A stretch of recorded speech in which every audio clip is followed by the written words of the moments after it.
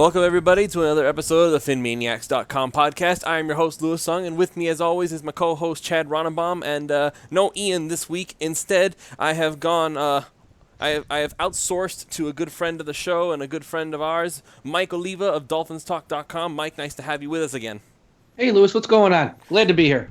We got plenty going on. OTAs have just begun. It has been a very dramatic offseason and draft process. We had a lot of things happening, a lot of things changing all of a sudden, and suddenly the whole tank/rebuild/playoff run/ we don't really know what we're going to get anymore. So we're going to talk all about that. And then, as I said during the last show, right near the end, we're going to try and see if we can maybe project some of the depth chart. I don't know if we'll get through all of it tonight, but we'll see how much we can get through. It depends on where the conversation goes. We're very, you all know how this works. We're very fluid around here. We just kind of let the conversation carry itself, and if something happens, then we just go with it. That's the fun part of all this.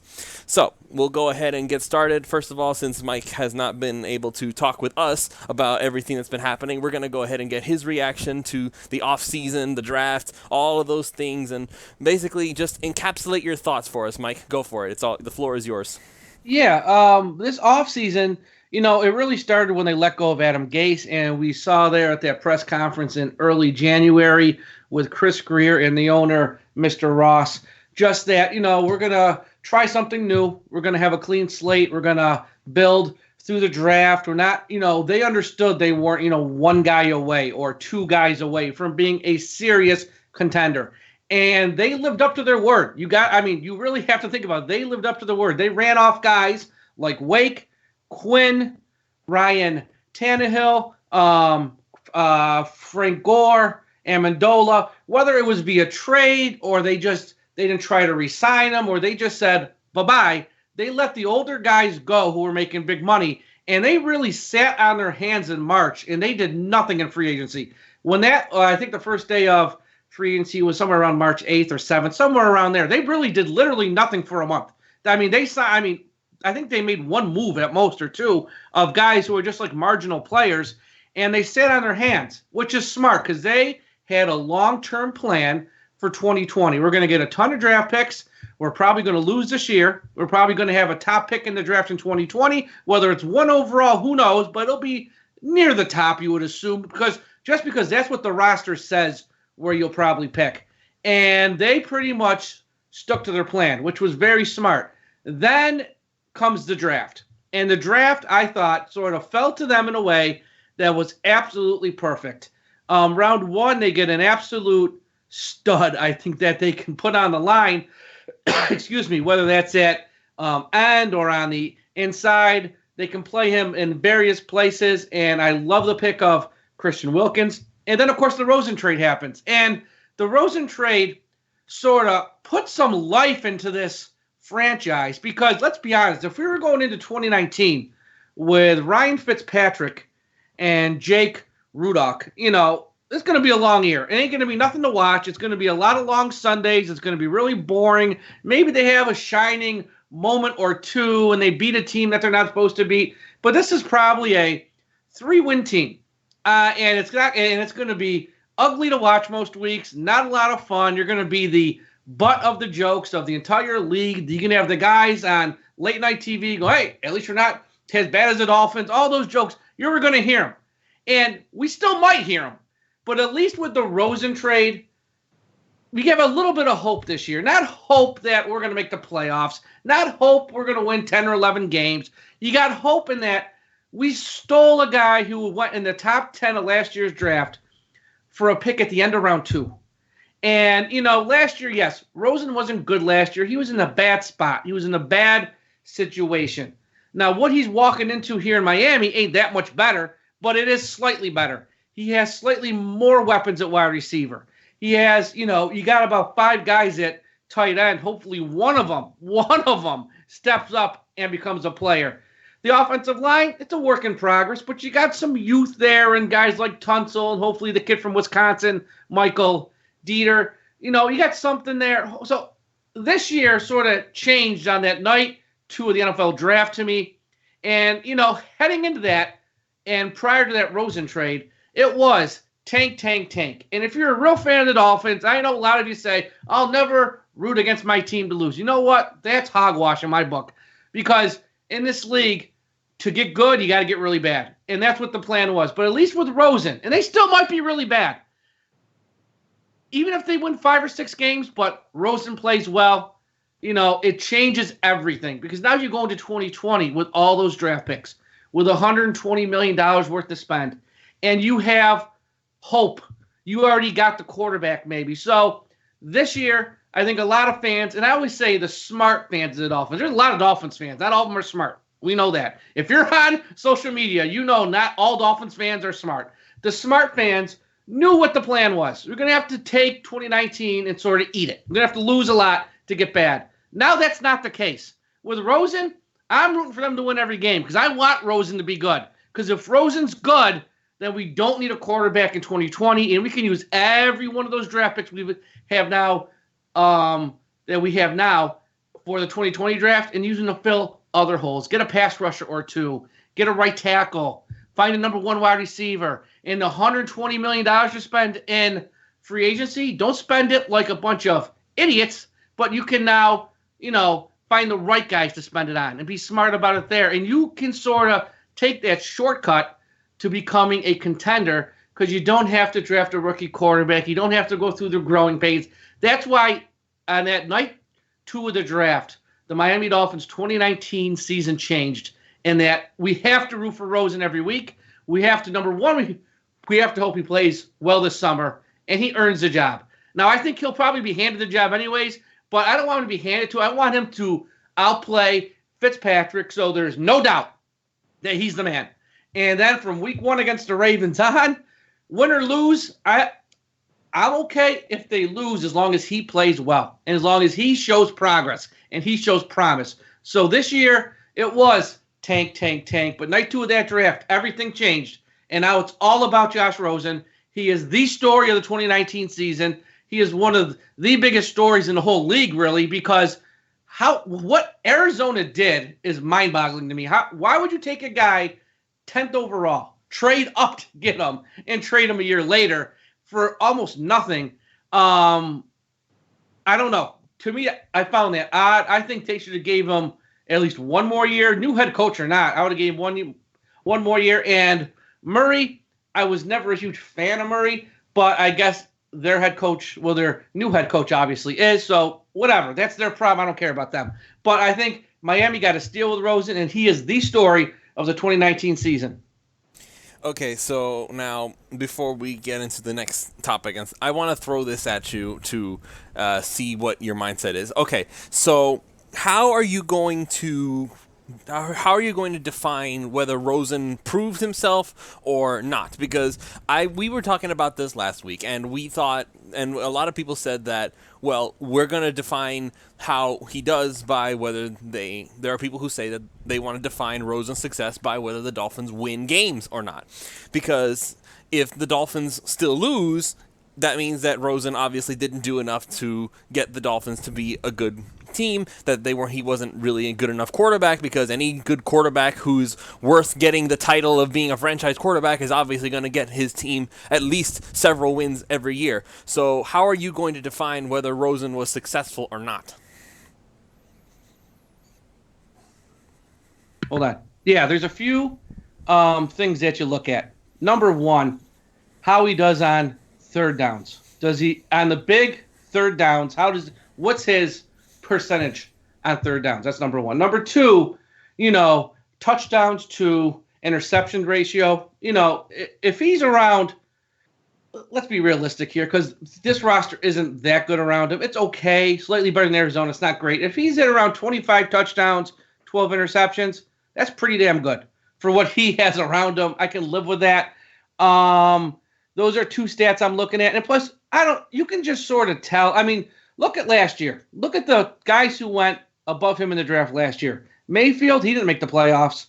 But people, he played well enough in the games he played in where people have high hopes for him this year for him to continue to grow. Josh Allen, he didn't make the playoffs in spots last year. He looked very good, especially in the games against Miami, he looked really good at least. Well, he had a lot of crappy moments there. I know he did. That was one heck of an interception, by the way.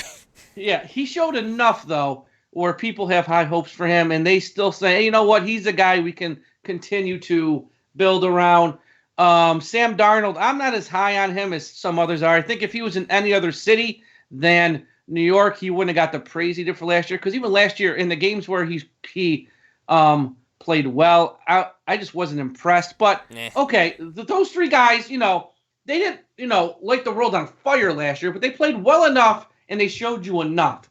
And if you want to go way back, which I almost hate using this comparison, Peyton Manning as a rookie was on a bad team, and he threw a lot of interceptions, but you saw something there. You saw something where it's like, this guy's the real deal. We just have to get him some help and give him time. So you're going to know if Josh Rosen's out there running for his life, looking like, Tannehill, Cleo Lemon, or somebody like that. He ain't it. This guy, he's got a long way to go. He ain't the answer. But if he's out there and he plays well and the team loses, because let's be honest, we have no defensive line at all. We have nobody on that line. We have no pass rushers right now, and they might sign somebody like a Nick Perry. That's great. Nick Perry ain't gonna solve nothing. So that's a mess. The offensive line on the right side, in my books, an utter disaster. Jesse Davis, I've never been impressed with. Mills, there's a reason he was still out there in May. So this roster isn't great. So Rosen can play well and the team still lose. But, there's things you got to look at. Third down conversions, touchdown to interceptions. And does he, look like he belongs out there? Does he command it? Some of this is the eyeball test, which I know is tough because everyone sees things all through a lens of their own. But a little bit is the eyeball test. Like, you know what? If that guy had a true number one receiver and a little bit more time, he'd be the guy. And you don't need 8 years like we gave to Ryan Tannehill. You can sort of see that, especially with a guy who's already had his lumps last year, and he took a lot of lumps last year, Rosen. So I do expect him to have some growth, as any player would from year one to year two. And just, the key stats, we know what they are. Okay, so, all right. So now I don't know if you had. I don't know if you're privy to the plan that I had created last week that I announced on the show, and the story that I had written several weeks ago. And as much as this isn't me trying to give myself a shameless plug or anything, but I really want to get my everybody's thoughts on what this whole idea is, because this really, I feel like, gives the mentality of where people's mindsets are. Because I'm gonna tell it to you because I don't know if you know it or not. Yeah. You know what I'm. Okay, so I haven't heard it. Okay, so the mindset that I had was, simply put, I'm gonna try and keep it short this time because I spent way too long talking about it last week. Basically, the idea is that I believe that regardless of how well he does or not, Rosen deserves at least 2 years to prove that he can be a franchise quarterback. Even if it's only 2 years, he deserves 2 years. It's not 1 year, he didn't do as well as we had hoped, time to go draft a number one overall quarterback and go get Tua, the winking GIF and everything. The cult of Tua has really been grinding my gears, you could say. But anyway, so my mentality is that with all of these draft picks that the Dolphins have at their disposal, if Rosen does okay and he doesn't look completely, horribly awful, then by all means, I feel like they should be giving him at least one more shot to prove that he is a franchise quarterback. 2 years, not hit the panic button and immediately jump into the whole Tua thing or whoever you want to throw out there, because if you do that, then we're basically going to be in the same place as the Arizona Cardinals were this past year, where now you have, you have this guy and Rosen, and now you have to get rid of one of them. And hang on. Okay, Chad, So now here's the thing. With all of the picks that the Dolphins have at their disposal, it would be very, very easy if the Dolphins end up like near the top of the draft board again. Like they're going to be like, let's see, number 1, number 2, number 3 overall. the Dolphins are not going to be the only team in the league going to be on the hunt for a quarterback. There are several quarterbacks upcoming this next draft. You got Tua, you got Herbert, you got Jake Fromm, and who knows who else is going to be coming out, because this is college football. Things go up and down all the time. Somebody might come out as a late bloomer and be like, whoa, well, let's light the college world on fire. So there's going to be a whole bunch of names coming out next year. If I'm the Dolphins and I'm going to be at the top of the board, I would see what I can do about trading back, getting an extra first rounder for the 2021 draft, which means that gives you 2 first round picks in 2021. You give Rosen 2020 and see what he can do. If he succeeds and you feel like he's the guy, then you have 2 first round picks to play with in 2021. If you feel like he's had 2 years and he doesn't do enough, then you have the 2021 draft to go get Trevor Lawrence or whoever else. And if you need to, you can use that extra first rounder to trade up and go get your guy. So that's been the whole mentality of that plan, which is give Rosen 2 years and you can put yourself in a very good spot. Yeah, I'm with you on about 90% of that. Okay, what's the 10% you think sucks?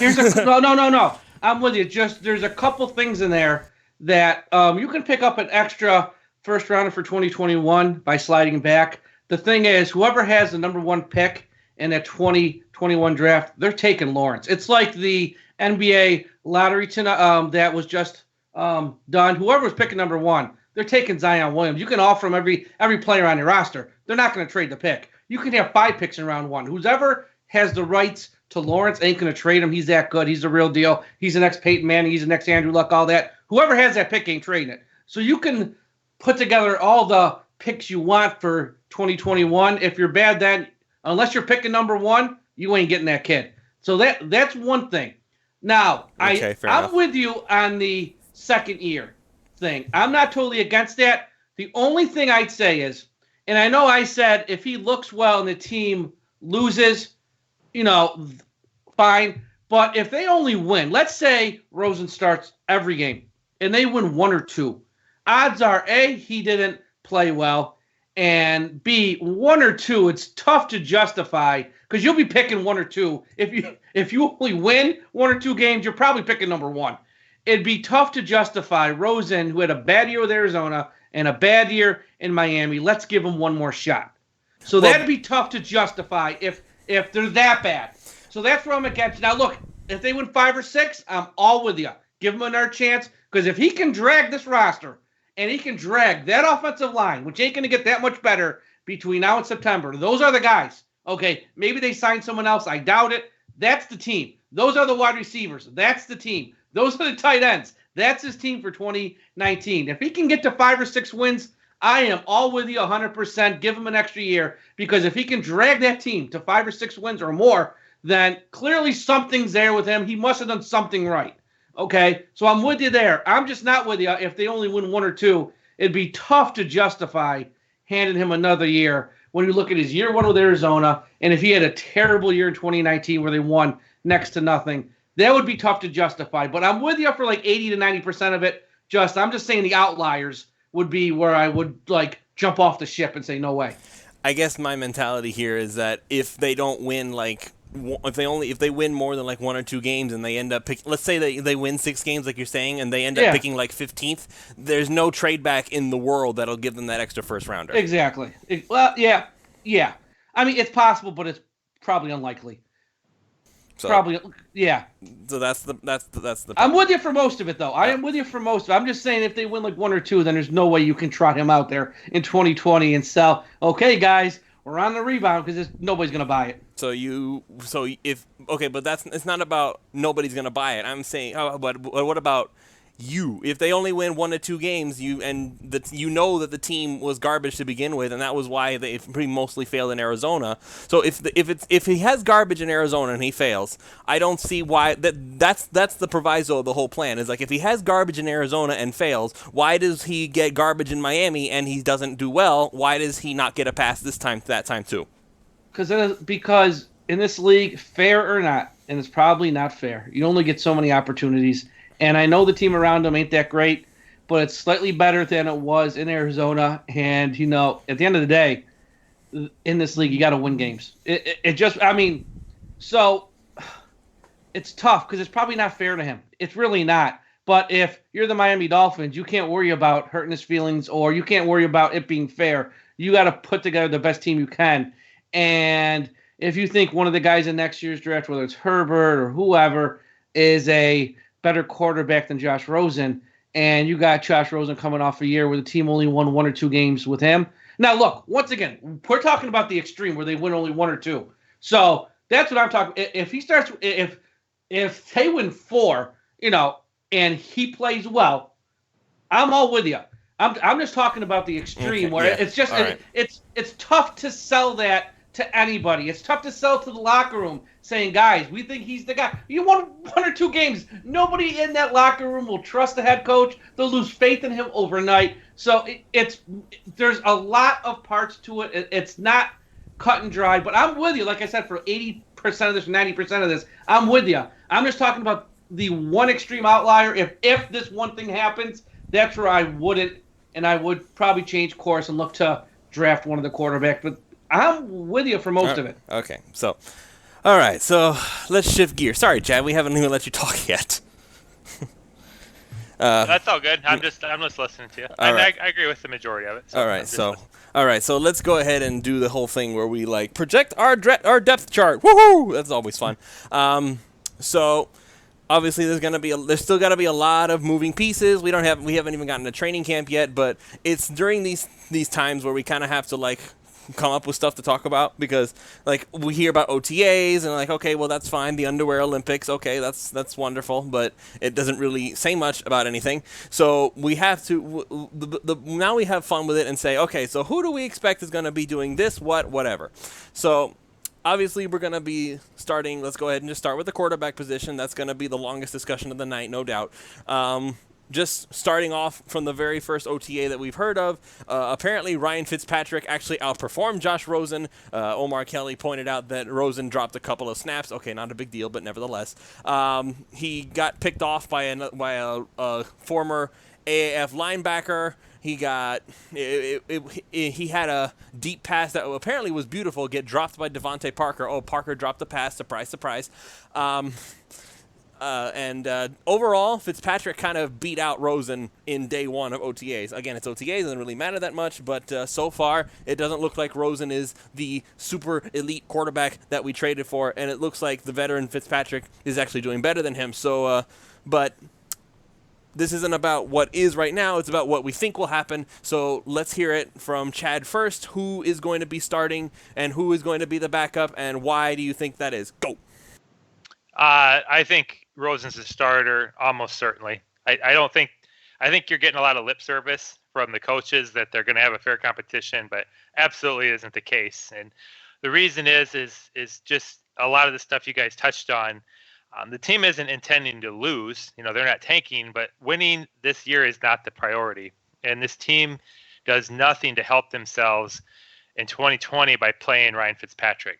Even if Rosen isn't looking that great in the preseason or camp, there's absolutely no benefit to starting Ryan Fitzpatrick, because one is you want Josh Rosen developing.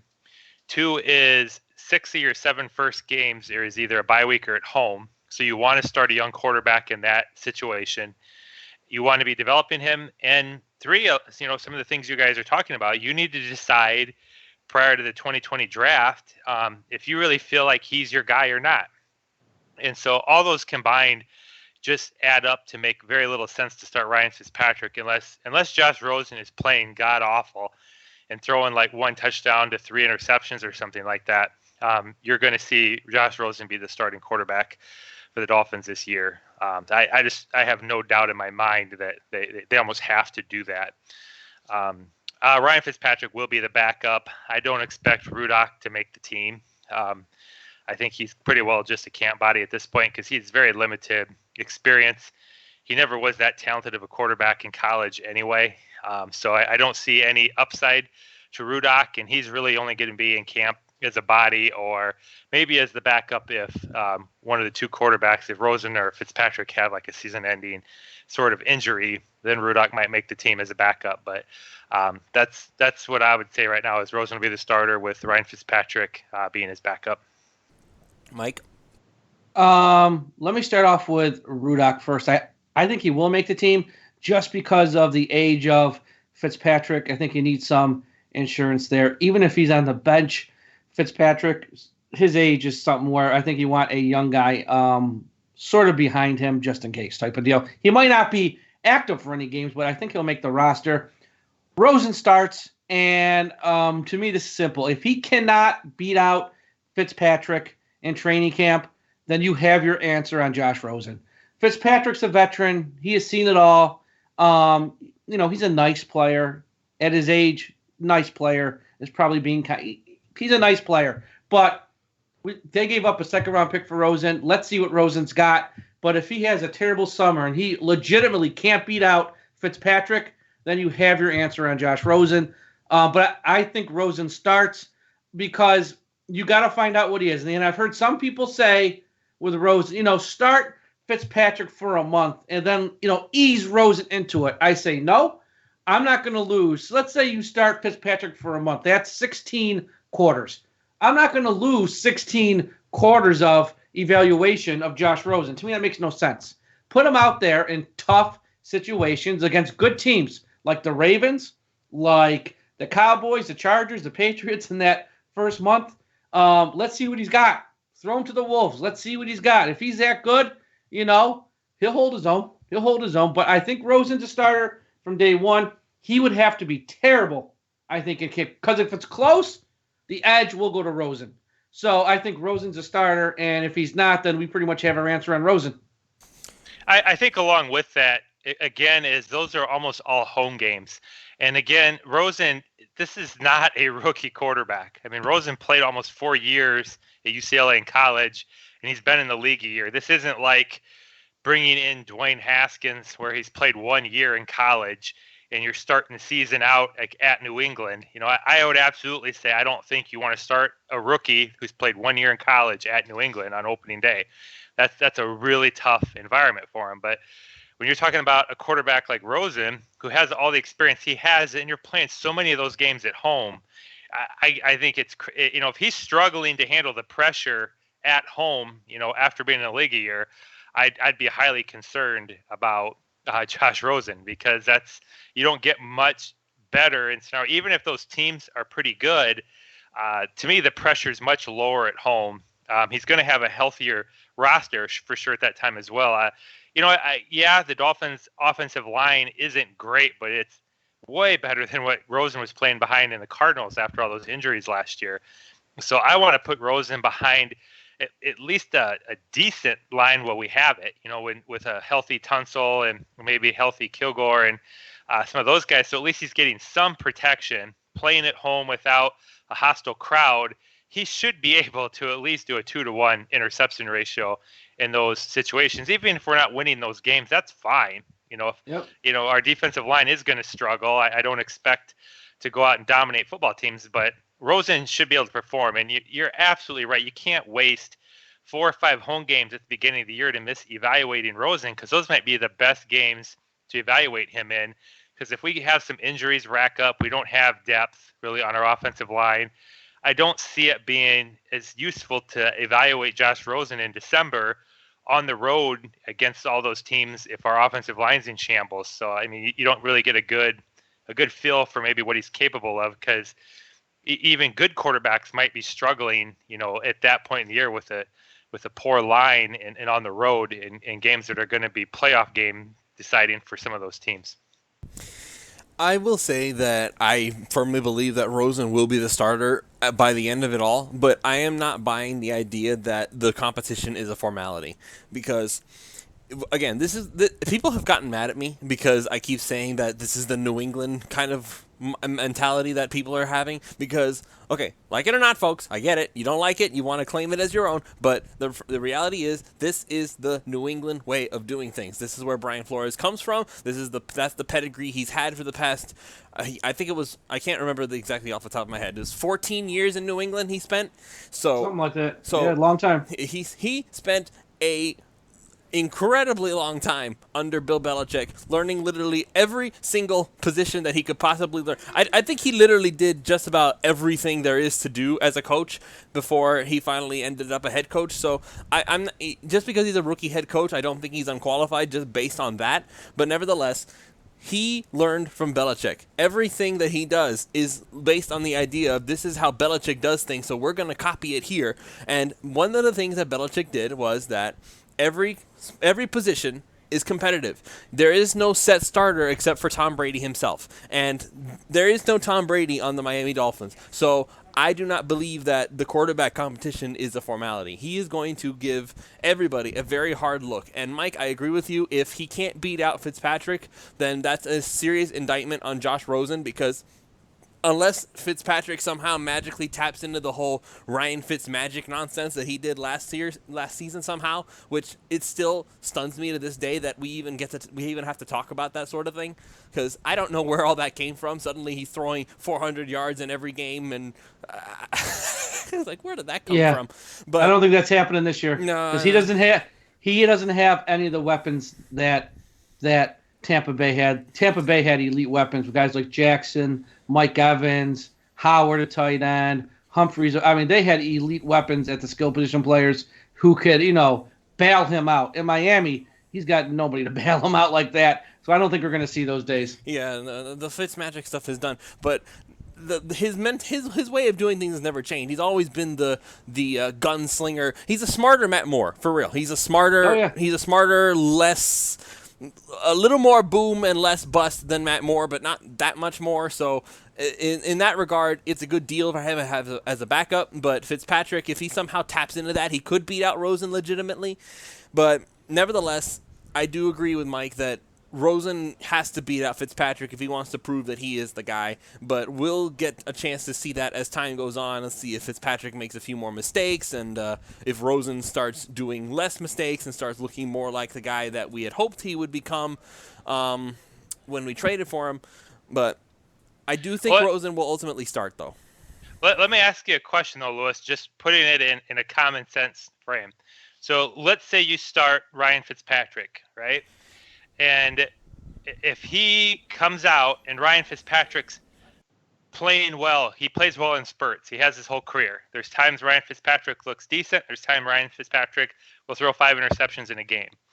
So let's say you come out, you don't feel like Josh Rosen's playing as well as Ryan Fitzpatrick, and you start Ryan Fitzpatrick at the beginning of the year. You're at home, and let's say you win, 3 out of your first 4 games or 2 out of your first 3 games. And where are you headed at that point? So now you're starting to get some wins. You have to have a touch of reality that is this team a playoff contender? Or are you trying to contend for the playoff with Ryan Fitzpatrick? Because now you're almost have to.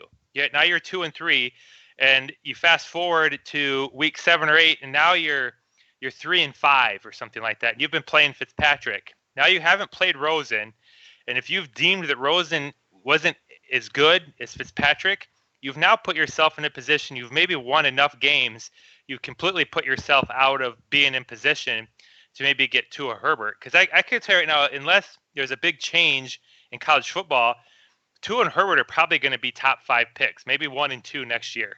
And you have to know that. And so to me, it makes absolutely no sense to try to have Ryan Fitzpatrick lead you to 6-10 or 7-9 because he's outperforming Rosen. Because all you've done is you don't get a feel for Rosen. If he's not playing that well, you've put in a guy who's 36 to get you enough wins to put you out of position to draft another top quarterback. So, I mean, to me, it just makes 0 sense to play Ryan Fitzpatrick at all, to start him. Even if you feel like he's beating out Rosen, so to speak, I don't see how it helps the Dolphins at all to play him, unless your goal is to go 7-9. Okay, well, here's the thing, though.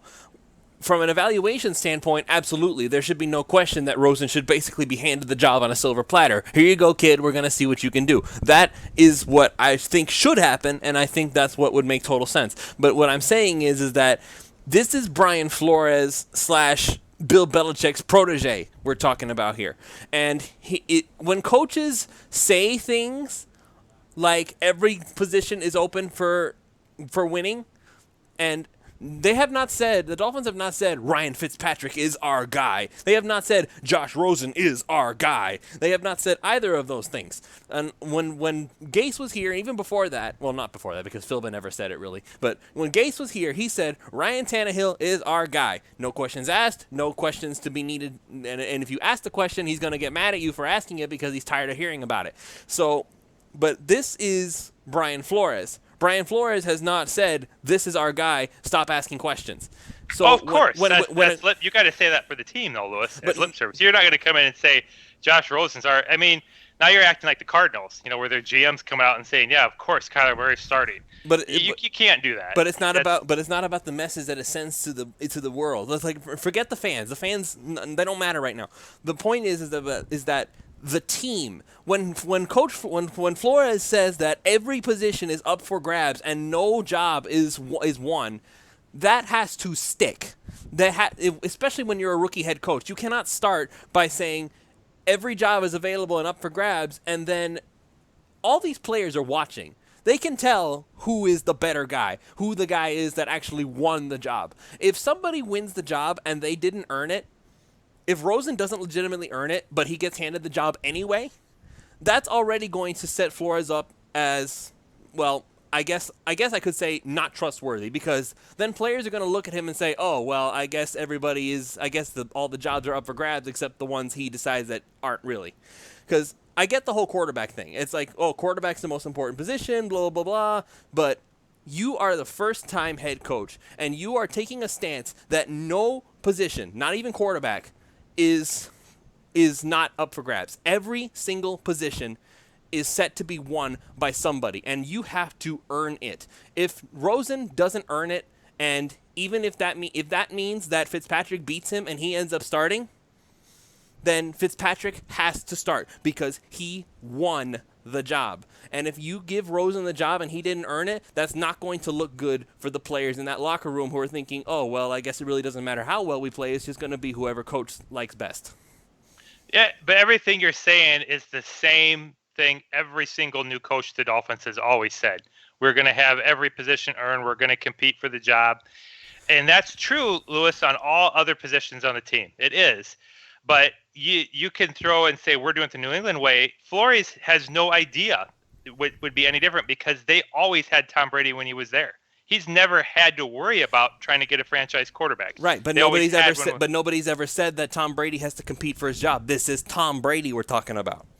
Well, that's my point. He's always had a franchise quarterback, so it's easy to say all positions are up for grabs when you have a franchise quarterback. What the reality is, what this team has to do is you have to find out if Josh Rosen is going to be the franchise quarterback or not. Yes, that's bottom line. That matters before everything. And if he is not the guy, starting Ryan Fitzpatrick really hurts you because this team has to be bold enough to say, we're going to start Rosen.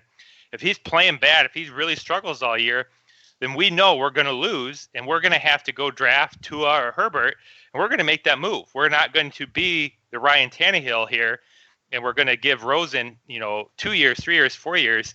If we are in position to get Tua or Herbert, you've got to pull that trigger, and you've got to get him. Even if you're not sure on Rosen and you're on the fence, like you think he could be, but you're not sure yet, you don't have the luxury in the NFL to miss on getting a franchise quarterback. And the Dolphins have been for 2 decades being 6-10, 7-9, 8-8, doing that cycle, and that's all you're going to accomplish with Ryan Fitzpatrick. You're not going to get any better if you start him. And so I understand what you're saying, Lewis. I understand you're trying to develop a culture that the best player always starts. And I agree with that culture, but I don't agree with it when it comes to the quarterback position. You have got to get a franchise quarterback. And it doesn't take looking at the teams that win the Super Bowl and the teams that consistently are in the playoff hunt and make the playoffs. Almost every single one of those teams has a franchise quarterback that's one of the better quarterbacks in the league. And you can coach all you want. You can preach all you want about starting the best players, and you can draft all these good players, good linemen, good skill players. We've had all of that in the last 2 decades, but you simply cannot sustain winning in this league unless you have a top quarterback. And so I believe this is where Stephen Ross is at, is he realizes that you don't worry about anything except getting your franchise quarterback right now. And I think the Dolphins, Ross, Greer, I think they're all ready to not commit to Josh Rosen. That's not what they're doing. But I do think you have got to play him this year, because you have got to know if you're going to make a run at somebody like Tua, this is your chance. Next year, maybe Trevor Lawrence. I understand you're high on him, but you're talking about like a 19-year-old kid that's a freshman last year. You don't even know if he's going to declare for the 2021 draft. He doesn't have to. And you don't know how the next couple of years are going to go for him. He might have a serious injury. If Tua is amazing again next year, and he's that guy, and we have like the number 1 overall pick or the 2nd overall pick, to me, you have got to know if you need to go get Tua or not. Because if you have an average Josh Rosen, or a Josh Rosen that hasn't played very well, and you pass on your chance at a franchise quarterback, you very well could be dooming your quarterback for another 8 years of a Ryan Tannehill scenario. And I don't know how else to know that unless you put Rosen out there on the field and let him play the majority of the year. I'm along the lines of, if he's throwing 2-1 or 3-1 on the touchdown interceptions, I feel pretty good. But if he struggles a lot, I don't think our team is that bad. I mean, like I said, our line, I think, is more an average offensive line. I don't think it's a terrible offensive line like he was behind the Cardinals. I think we have some pretty good talent at our running back positions. I think our tight end talent has been improved in this offseason with their free agent acquisitions. I think the offensive play calling will be a lot better. I expect Rosen to look at least decent this year, and I need to know that right now. If he can't handle pressure, or it looks like he's really struggling with the speed of the game when we get halfway through the season, I don't think you can judge that by playing Ryan Fitzpatrick for several games. I just don't see them doing that. And it's going to have to be really, really bad. I mean, you're going to have to see Josh Rosen start the season out and throwing like I said, 1 touchdown and 3 or 4 interceptions for 3 or 4 games in a row, so that everybody's obviously seeing Ryan Fitzpatrick would be a better choice. But you almost want to just let him keep doing that then, and ensure you're getting the number 1 pick in the draft. I definitely do not want to start a 36-year-old quarterback who's going to get me 6 or 7 wins. I just think that's the absolute worst thing they could do. Okay, again, but here's what I'm saying. I'm not saying that I want Fitzpatrick to start. Understand that. I'm not saying Fitzpatrick should start. I'm not saying I want Fitzpatrick to start. What I'm saying is that when you're a head coach, players look up to you and they watch you to see what kind of things you are saying, and they are seeing if your actions back up your words. That is exactly why Adam Gase lost favor with his team as time went on. You could tell that people were sick to death of Gase and his arrogance and his constant down. He went down on everybody, and they were sick of it. And he was so busy protecting his quarterback that he knocked down everybody else on the roster, and everybody else was sick of it. So now, if you are Brian Flores and you says everybody, including quarterback, which he said, including quarterback, is up for grabs, you can't. No matter how much it makes sense, which, by the way, it does, and Rosen should start as a result of that. Because if this were not a factor in my mind, and probably in the locker room too, then I wouldn't even be thinking twice about it. Rosen should start. He will start, and there will be no question about it. But you are just now starting out. You have no franchise quarterback, and you have a whole new roster of players watching to see, are you going to stick true to the things that you have said? Can we trust you, coach? Are you saying things that are true, or are you just saying things that people want to hear, and then you're just going to turn around and do something else? That is a very serious factor here, and it's going to paint how the future of his coaching tenure is in Miami. Because if players start getting the idea that he says one thing and then he does another, then that's going to breed distrust, it's going to breed resentment, and that sort of thing cannot happen, especially if you're a rookie head coach trying to make your mark. So whether it makes sense or not, it absolutely would be the worst case scenario if somehow Fitzpatrick legitimately won the job. But even if that is ultimately what happens, then Fitzpatrick has to start, just because it means that Flores meant what he said. Seriously. And I can sum this up real quick. I can sum this up. Number 1, in camp, if it's a close battle, like I said, edge goes to Rosen. So if they're neck and neck, close, I have to pick one if I'm Flores, edge goes to Rosen. can't knock him for if it's neck and neck, fine, because then it's like okay, here's you toss it up. If Rosen's terrible, I mean terrible all summer in all the preseason, he has to start Fitzpatrick. And here's the deal: if you're the head coach of the Dolphins, if you're Flores, it's not the end of the world, because Fitzpatrick at some point, probably within the first handful of games, will implode. And the first time he has a bad half or a bad game, you go, Ryan, we're going to put you on the bench. I'm going to give Rosen a shot. And then the roster can still look at you and say, okay, coach, fine, because he just played terribly, and we know what he is. So he can still not lose it. If he has to start Fitzpatrick, which he probably does not want to do, if he has to start him for one game or 2 games, the minute Fitzpatrick plays bad, it's Ryan Fitzpatrick here. It's not Montana or Elway. It's Ryan Fitzpatrick. You can bench him at some point. Okay, it's not the end of the world. So that's where Flores has an out in that if he has to start him. Right. I'm not saying Fitzpatrick starts the whole year. No. If he wins, he wins. Give it to him. If he wins by a clear margin, you have to start him. I agree. But the minute he has one bad half or one bad game, you can then put in Rosen, and nobody's going to question him. And that's where Flores will be fine. But I agree. If Rosen's terrible all summer, and I mean terrible, you can't start him week 1, because that's just not fair to the rest of the roster. And he has set himself up to fail as the head coach of the Dolphins. He has to be competent, and he can't just make a move like that. All right, going along with what you guys are saying, you're basically painting a picture where Rosen's going to be awful. Like if he's and by the way, I'll say this. You've got to play him. I mean, look, Rosen can be decent, and then Fitzpatrick can suddenly tap into Fitzmagic. If Fitzpatrick somehow miraculously lights up training camp like some kind of elite quarterback level, and Rosen's just good, you still have to give it to Fitzpatrick because he still did better. So, but what Mike is saying is that if it's neck and neck, it's like, they both performed about the same. Let's go with the young guy. But again, yes, if Fitzpatrick does great and Rosen does good, you still have to give it to Fitzpatrick, just because the players are watching and saying, no, he did better than the other guy. I would say you have to be more savvy as an organization and a coach to sell the players that he's doing good enough, because that, to me, is the most detrimental. The reason Adam Gase struggled with Ryan Tannehill wasn't because he started Ryan Tannehill. Ryan Tannehill was the best quarterback on the team the whole time Adam Gase was here. The problem was Miami never once went and got a quarterback to compete with him.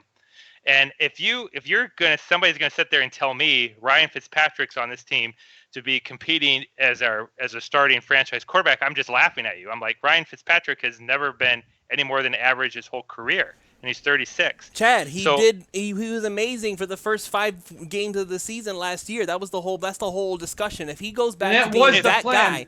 If Ryan Fitzpatrick is so good, how come he was even available for $5 million? That's not what I mean. That's not what I'm saying. Up until the Rosen trade, he was the guy for this year. Yes. Up until that Rosen trade, he was the guy. And they were going to let him start every game and lose or win. They didn't, which probably lose more than win. But he was the guy up until the second night of the draft, because Rosen fell in their lap out of the sky. That was not planned for. They didn't like him in last year's draft. And the same people in power, except for one guy, Mike Tannenbaum, are still there. So they didn't like him last year, and they had no plans to trade for him this year until they were just handed a gift from the gods where they had to take him.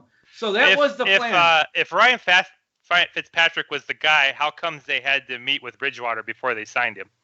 Well, because they wanted him more. That's my point. Yeah, but he's not the guy. Well, he was the guy because they had nobody else. He was the best quarterback available that wouldn't cost a comp. Exactly. But he was going to start every game. He was going to start every game. I disagree. I would say there is a lot higher likelihood they take Haskins in this draft if the Rosen trade isn't in the works. And I also think they probably have drafted a 3rd or 4th round quarterback to come in and compete with Ryan Fitzpatrick if the Rosen trade doesn't happen. I don't think not Haskins, because they had a chance to take him and they didn't. So, I would say they already knew they were getting Rosen at that point, though. I don't think they knew that at all. Not on night 1 of the draft. I don't think they had a clue they were getting him. By the time Haskins was in there, the Giants were already out of the picture, and they had a good feel the Redskins were going to take Haskins. So as soon as the Redskins leave that picture, Miami knows there's no suitor for Rosen. Now, maybe they didn't like Haskins. That's fine, but I'm just going to go out on the limb and say there's no way in the world this team was planning on coming in to this year with just Fitzpatrick and Jake Rudock. They would have drafted somebody else to come in. It's just might have drafted somebody, but not. Yeah, I mean, it would have been somebody like in round 3 or 4, and somebody. Maybe they had somebody like Greer or somebody rated higher, or Finley, somebody like that rated higher than Haskins. That's possible, but the point I'm making here is this team, I think, knows better than to start Ryan Fitzpatrick for his game for the exact thing. If he does his Fitzmagic things, Lewis, we're in the worst possible scenario we could do because he's going to... Yes, I agree. That was my point, but that's nevertheless. Like, that would be the worst possible thing to happen, but as a coach, you can't ignore Fitzmagic if that happens. Well, again, if Rosen's playing awful, and so he's throwing lots of interceptions, you see him making lots of bad decisions, and he's struggling, I understand you're going to have to pull him. I get that. But I don't think you can start Ryan Fitzpatrick for any prolonged period of time. You're going to have to get Rosen worked back in. And what this team has got to do, I'm hoping they have figured out, is you have to decide where Rosen's at. If Rosen's playing really well, like if he's doing a 3-to-1 TD to interception ratio, then I'm feeling pretty good about the plan you're talking about, Lewis, and maybe trading back in the draft if you're higher and building up some picks to put a really good team around him. But if you're not certain, the mistake this team has made in the past is they've done that exact thing. Let's give him another year. My thought is if you're in position to grab Tua and you have any doubt, you have got to draft him and let him compete with Rosen. I would handle it completely different than the Cardinals and saying, we're keeping Josh Rosen. I want 2 good quarterbacks. I'm going to go get my franchise quarterback. I don't know which one of these guys it's going to be, and I will trade the other one off at a later point. That it's a huge mistake in my mind to, one, put yourself out of position to get Tua, or just passing on him for Rosen, because, man, if Fitzpatrick starts, if he even starts like 6 or 7 games this year, where does that put you going into next year? Like, what do you know? What do you don't know for your quarterback position? I mean, if you can't get Josh Rosen evaluated because he had a bad preseason or something like that, you're really setting yourself back. This year is vital that they know, because of the way they position themselves. They have positioned themselves to compete in 2020 and 2021. So if you're going to draft a bunch of guys and you're going to have all this cap space, you can't go into 2020 and plan on starting Josh Rosen in 2020 if you can't start him in 2019. And if you put yourself out of position to get a draft pick, I'm just going from step A to step B to step C and just pointing out, I mean, everybody can say things that sound good, but I'm so convinced unless there's an injury to Josh Rosen, he's going to start. I mean, he's going to have to play astronomically bad to not start, because otherwise this team is doing things from a personnel standpoint that make no sense. I feel like we're discussing things in circles because we're looking at things from 2 different perspectives. Because I'm looking at this from the fact of there are, besides Rosen, there are 52 other guys on the roster, or 89 right now because it's still off season. But there are all these guys watching the coach, and just like having a franchise quarterback is good for the long-term future, you want a coach that players want to play for and can feel like they can trust. What I feel like you're saying is you don't care what the other players think about Brian Flores and his decision making. You have to find a quarterback, and to heck with anybody else who thinks otherwise. Is that my understanding? To an extent, I'm telling the players I feel like Rosen's improving. I mean, I'll give the lip service to think I think he's getting there. And, you know, the other thing you don't really ever see is who's responsible for what and things like that. If a receiver runs a completely wrong route, and that's the cause of an interception, certain things like that. Now, if Rosen's just playing god-awful and you've decided by like week 3 or 4, he just doesn't have it. I mean, maybe you've already figured out that's your decision for next year. But Chad, you're already talking like Rosen's the starter, end of discussion. I'm talking about before that even happens, before that decision is made. I don't see how you can't. So, I mean, let's go to the preseason. So you're going to go through camp. How are you actually evaluating him in camp? You're basing it on him throwing interceptions in training camp? Or are you going to base it on preseason? If you go to the preseason, I'd be extremely careful basing Ryan Fitzpatrick's performance on a preseason game where a team isn't playing all its starters and they're just playing their base defenses. Of course, a 36-year-old quarterback who's been in the league for that long is going to pick apart a base defense. You don't learn a lot. And if you put Rosen in, then you're probably playing him against second, third stringers, you're still not learning a lot in the preseason. To me, you have got to go with him unless he's really, really struggling in the preseason and throwing lots of interceptions or just looking horrible. I want to get to week 1, especially those games in Miami, and I want Rosen in there, and I want to see how he performs. And I don't think you're going to lose the team unless Rosen is losing games on his accord. Like if he throws a couple touchdowns and a pick and you lose a game, I don't think the team's turning on Rosen. Now, if he throws three interceptions in a game and one of them costs the game at the end in a close game, then you might see the team starting to turn a little. Then maybe you have to make that move. But I would like to think that our coaching staff, one, is going to have him prepared enough to be able to at least play decent, and two, that they can, get the team on board enough to back him to get the season going, because you just can't base quarterback play on preseason and training camp in my mind, especially when you're dealing with a veteran. So I would much rather see Miami have brought in another draft pick to compete against Rosen than to have Ryan Fitzpatrick compete against him in the preseason, because I just don't learn nothing Ryan Fitzpatrick does in the preseason means anything to me. He's a 36-year-old quarterback who's been in the league for like 15 years. So if he can't come in and look good in the preseason, what's he even on the team for? I mean, he should be able to come in and look good in the preseason. Okay. We're going to have to revisit this next week, because otherwise we're going to spend the entirety of the show just going back and forth on this. Sure. We'll probably have Ian back next week, so hopefully that's the case, and we'll let him chime in. Let's go ahead and move on to the next position. We will come back to this. I guarantee it, folks. This is a good debate. I like it, but we gotta move on. So let's go ahead and go with running back position. Who's going to be starting? Who's going to make the team? Who do you figure won't? So, Chad, since you were already on a roll, let's go ahead and let you keep going. This one's a lot tougher, because I still don't. I like to attribute it to Adam Gase, but to this day, I don't understand why Adam Gase was so limited on using Kenyon Drake. He seems like an unbelievably explosive player to me from the backfield. So I just wonder, does Kenyon Drake have trouble understanding playbooks? Does he have trouble picking up pass coverage or pass blocking schemes at times? And that's it. And so, being the New England type system in there, I can tell you right now, the reason they wanted Josh Rosen is there is a whole lot that goes into New England offense before the snap. And New England basically expects their players to know, based on where the defense is at, what the hell they're doing.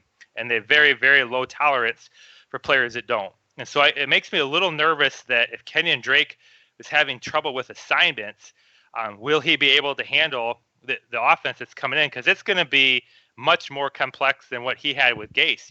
I was talking last week, Lewis, you're going to see them run in power I, you're going to see them run in double tight, you're going to see them run in 4 wide. They want to change offensive formations a lot in pressure the defenses to be able to handle those changes.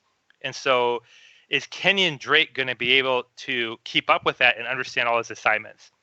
So to me, that opens the door. Maybe is Kalen Ballage going to be better at that than Kenyon Drake? So I got to put them as a 1A and 1B right now for that reason. I do think Kenyon Drake is the most talented running back on the team, but I don't know that he's the most consistent. So I think it's going to be a pretty well even up competition going into camp. And it may not come down to watching highlights in the preseason. It's probably going to come down to the things we may not even see watching the game, on who's hitting the right holes, who's blocking, who's running the right routes and stuff like that. And so I have to think those two are even up. I would say from the third spot, now that they've signed Walton, that's going to be the competition between him and who was that 7th round pick? I'm trying to remember his name. We took back-to-back running backs. It's Chandler Cox, who's a fullback mostly, and then Myles Gaskin. Chandler Cox probably has that locked. I think they signed a free agent fullback, but unless Chandler Cox gets hurt or is really disappointed, I have to assume he's the fullback, and that's already almost done. But what'd you say the second guy's name was again? Myles Gaskin out of I think it's Washington. Washington, yeah. He had a really productive college career, but kind of had a poor combine from, I think, a speed standpoint. But I have to assume Gaskin is going to compete against Walton for the third running back spot. And maybe whoever doesn't win that will get a good shot at being on the practice squad. But I don't think either of those guys are actually going to compete for significant playing time unless there's an injury. I have to think it's even up between Drake and keep in mind that Walton still has potential legal ramifications coming down on him. So even if he does win the job, there's still possibility that the court's going to come down and like, hey, you did bad stuff. You can't play right now. Yeah, I have to agree with that. But I have to feel right now that the intent is to have Kenyon Drake play that James White, Deion Lewis type of role in this offense, and for Kalen Ballage to be the LeGarrette Blount type role in this offense. And so that's what I'm predicting they'll kind of use him as, is I think Ballage will be more of the slammer. He's a bigger back. Suddenly I find myself missing Frank Gore. For real. Well, I mean, Gore, I think this team right now is all about using their coaches to develop young players. So yeah, Gore fits that role okay, but so I don't know, with that being said, how in competition Drake and Ballage are. I think you could, and this is, if you're a fantasy football player, this is what you hate about the New England Patriots, is they change their game plan so dramatically all the time. So you'll go 1 week and they'll feature a James White, for 15 carries and 5 receptions, and then the next week James White touches the ball like 3 times.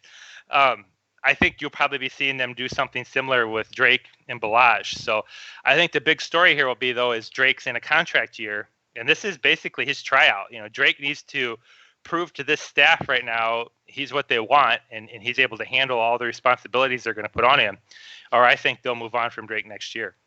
And Mike, who are your running backs? Well, Drake will get the first. He'll get the first shot to start. But Drake last year was not good. He couldn't block anybody. And in the game against the Bears, where they were heading for the win at the goal line, he fumbled at the goal line. So when people say, I don't understand why he didn't play much last year, why he was always in the doghouse, there was reason he was in the doghouse. He got his quarterbacks killed at times, and he fumbled at the goal line when they had a chance to win the game. So Drake, everyone remembers America Miami, and I remember the game from 2 years ago, how he ended the year, I guess, that final month.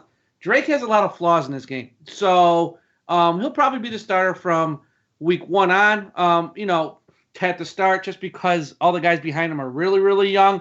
But it's not like Drake has that job, like a stranglehold on that job. Kalen Ballage, he showed a little something last year. Not really sure what's there. I want to see more. And all the guys after there are just so young. We don't know what they are. We really don't. They're going to have to win a job in camp.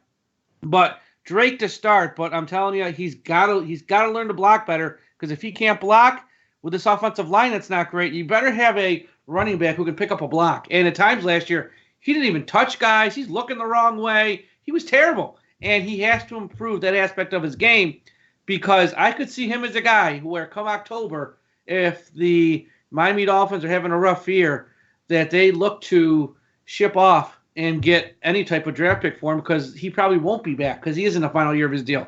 So he's one of the few guys left that has probably some trade value to some teams. And if it's October and if they're out of it, it makes no sense to hold on to him at that point. But he has to play better. He really does. And not just running the ball, because I think he's fine with that. And he can, out of the backfield, he's got nice hands. He can make receptions. He's just got to pick up those blocks, because that's where he just really is lacking. Well, I even think it might be deeper. Again, it's so hard to know this when you're watching the game, but I have a feeling in this offense that they're going to be using this year, I think he has to read where the linebackers are lined up, where the DNs are lined up, and he has to recognize which hole he's supposed to hit based on the defensive scheme in front of him, because the offensive linemen are going to know here's what hole we're going to put this through based on where our guys are lined up. Will he be able to understand that? Or in the passing game, where are the slot corners at? Where are the linebackers lined up? Where are the safeties lined up? And what route do I run based on that? I think it's going to be more complex than any offense we've ever had to run. So if he was struggling with assignments last year, it is. I think his chances could really start to go downhill if he's making a lot of mental errors in the offense. All right, well, okay, so here's my list here. First of all, Kenyon Drake, is going to be the starter because, again, yes, all those things are true. His pass blocking is suspect, but I would offer that the first year that he played, not 2018, the year before, his blocking was decent. It wasn't like he was terrible at it, and then for some reason 2018 he just kind of crashed and burned in that aspect. There were a lot of moments where it was like, what the heck is he doing? But when you have a player as explosive as Kenyon Drake, and he can catch passes out of the backfield, he can line up as a wide receiver, he is explosive, and if you can get him along the edges, what I really want to, even if he somehow doesn't get good at blocking, if he can somehow get good between the tackles and the guards, then I'm giving him the ball every chance I get. Like, to heck with being able to block. That's why we have a fullback now, so that he can do that job. I'm giving Kenyon Drake the ball as often as I can just because he's one of the best weapons the Dolphins have. And if they really actually want to try to win, then Drake needs to get the ball a lot more than he did in 2018. I know about the fumble at the goal line. That was really bad, and we found ourselves screaming at Drake, why would you do that? And yet, even after that, it was like, oh yeah, that's why we wanted Kenyon Drake. Because I think he redeemed himself right after that mistake. Did he not? I'm pretty sure he did something amazing right after that dumb mistake. And they ended up winning that game. Yeah, they won the game. I don't know if he did anything after that play, but yeah. I think he did do something. So he might have, yeah. Yeah, I think he redeemed himself after that. And everybody was like, oh yeah, that's why we like him. But it's like, so I think Drake is going to be the starter, but Balaj, I like the mentality that Chad's putting up there, is that it's going to be kind of a James White, LeGarrette Blount type of thing, and maybe between game plans, it'll be Balaj more because more power is needed, and then another game is going to be Drake more because we need speed and agility, but that's fine. As far as picking a starter, it's definitely going to be Drake just because there's so much that Drake offers when he's on the football field. I don't know what Balaj... we kind of get an idea based on what we saw last year a little bit, and then what he did in college. It's like, okay, yeah, he's kind of there. He's got some power. He's got a little bit of speed on him. That's nice. But we don't know what he can do yet. He's still largely unproven. Chandler Cox is going to be the fullback, no question about it at this point. I think it was already confirmed that one way or another, they've said this, that one way or another we are going to have a fullback on this roster. So even if it's not Cox, it'll probably be someone else, maybe someone like, maybe Balaj will. I have to look real quick just to make sure, because I'm looking at the running backs listed here, and the second largest running back on this roster right now is actually Kalen Balaj. So for all we know, maybe Balaj can take up more of a fullback role and let Drake. Okay, it just now hit me, for real. As I was talking, it just hit me. Could you imagine a situation where, again, Balaj is listed as 237 pounds. The actual fullback, Chandler Cox, is listed as 242.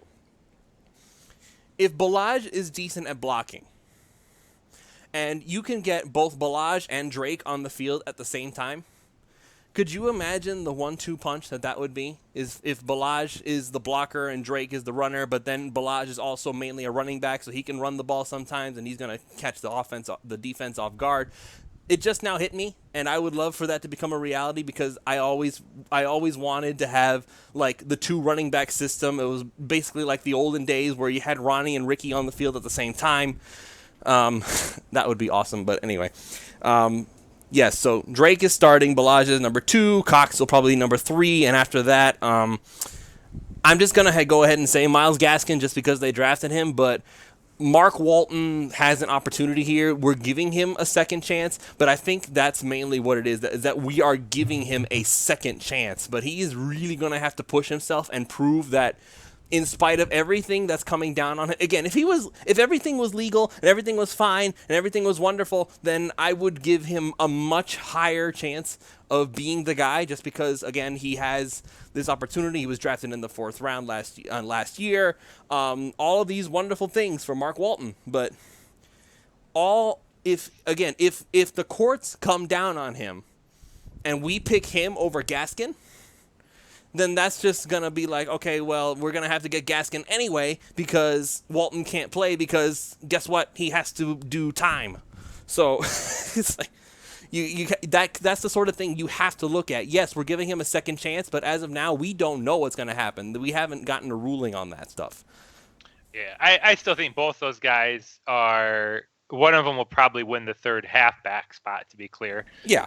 And one of them will, if they're both looking decent, one of them will probably be a practice squatter, and the other one would be maybe the third back on the roster. With Chandler Cox, it wouldn't shock me if they only, mainly dress 3 running backs or something like that, and just use Chandler Cox as their emergency running back if somehow the other 2 get hurt in the same game. Wouldn't shock me at all to see him do that either.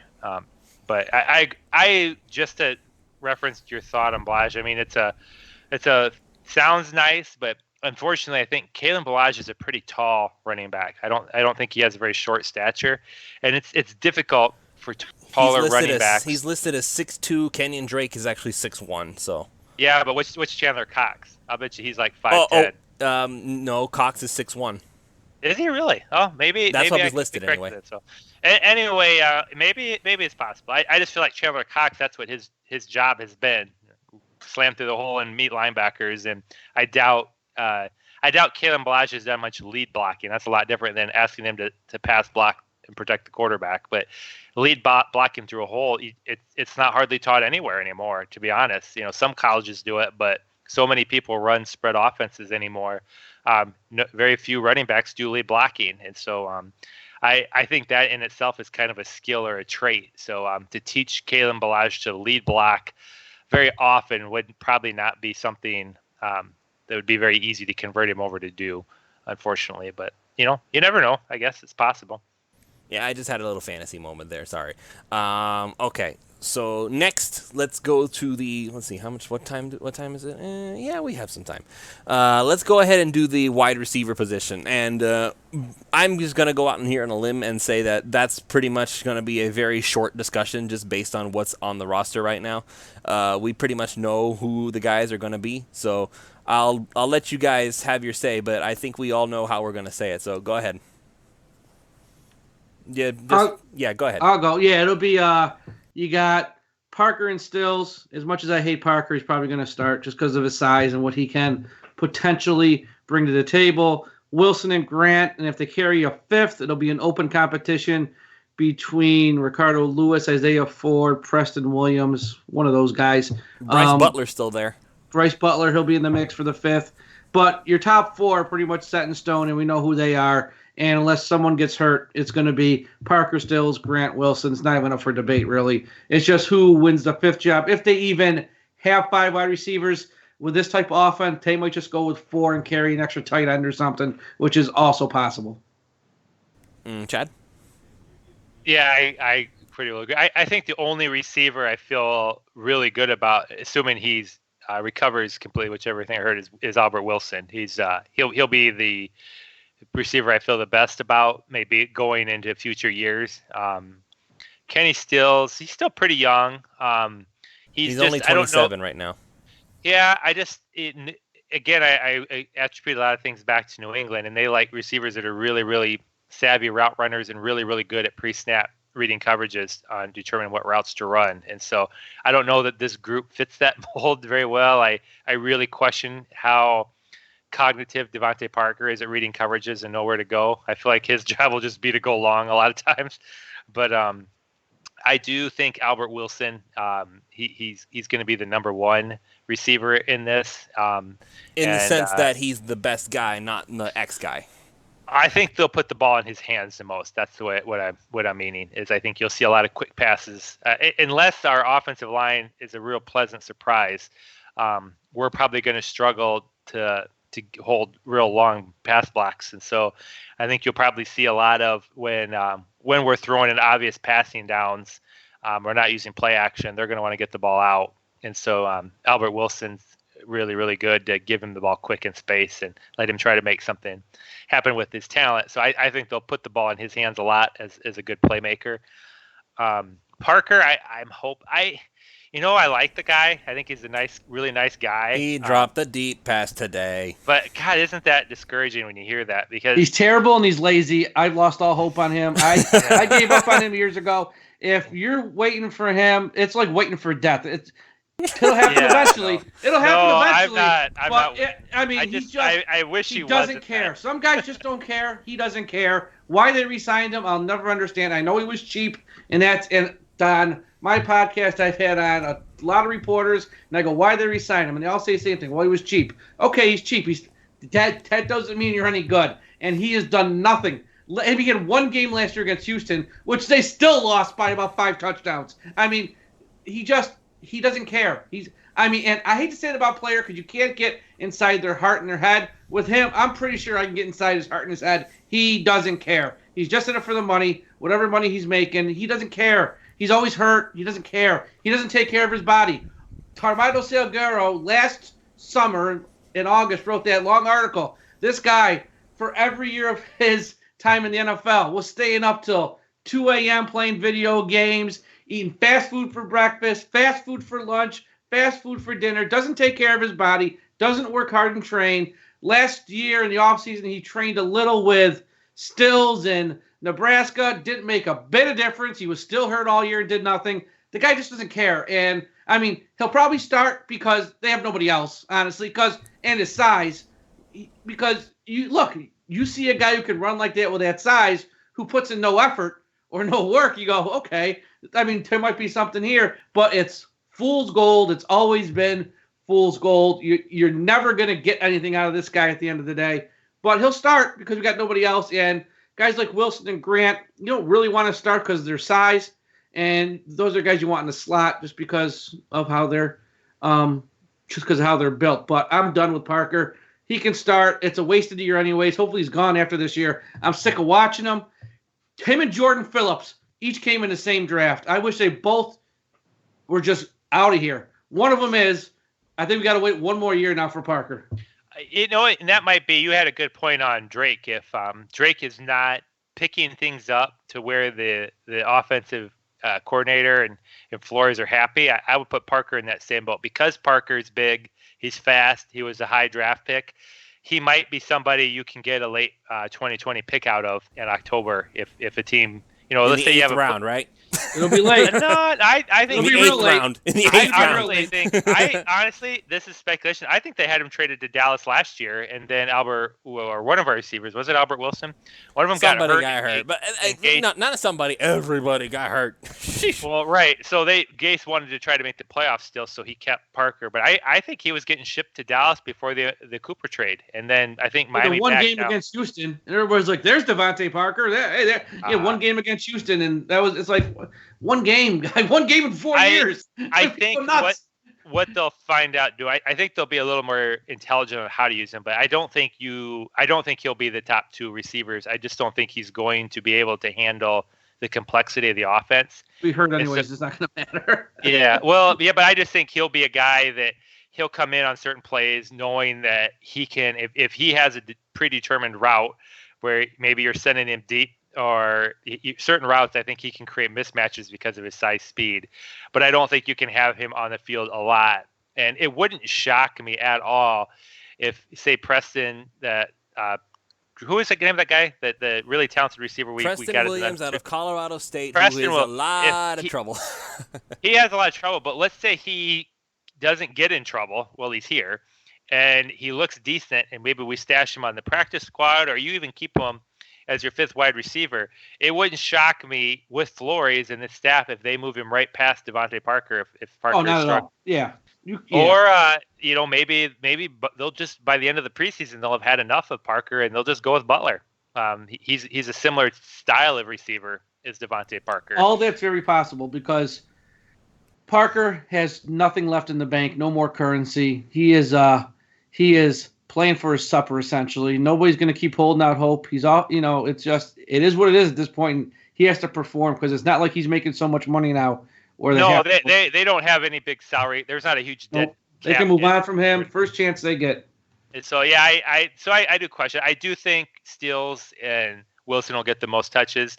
Shaquem Grant's going to be tough to judge how because you have to use him very specific. I don't think you can put Jakeem Grant on the field a lot, and he's coming off an injury, so I think they'll probably go a little slower with him early on. The injury he had, though, was an Achilles, not like a concussion or, he got banged up and that's what happened. He, got torn up somewhere. So I'm really not stressing Jakeem Grant that much. Mm-hmm. Honestly, I want him to play so bad. I don't care that he's small. He plays a lot bigger than he actually is. Receiver. I want him returning kicks and punts. That's what I want Jakeem Grant doing. No. That I don't want. No. I don't trust his hands in the punt return. No. All right. Put him on kick return then, because that guy can take him to the house in the return game. And with the wide receivers, this is the strongest unit on this roster, which ain't saying much, but it is. If you look at the rest of the roster, wide receiver. No, on offense maybe. On offense, yes, but I wouldn't. I know you're probably going to to say secondary. I got some questions in the secondary. Okay. That would be the only one that would come close. But I think wide receiver, it's least amount of question marks, least amount of camp battles. It really is what it is.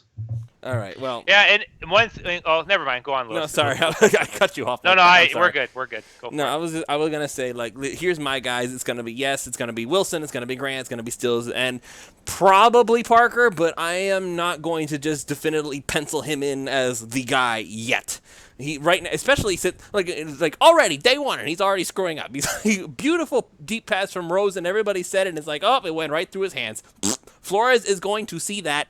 So if my X factor right now is either Bryce Butler, who is, by the way, Devontae Parker is listed on the roster as 6'3", 216 pounds. Okay, good for him.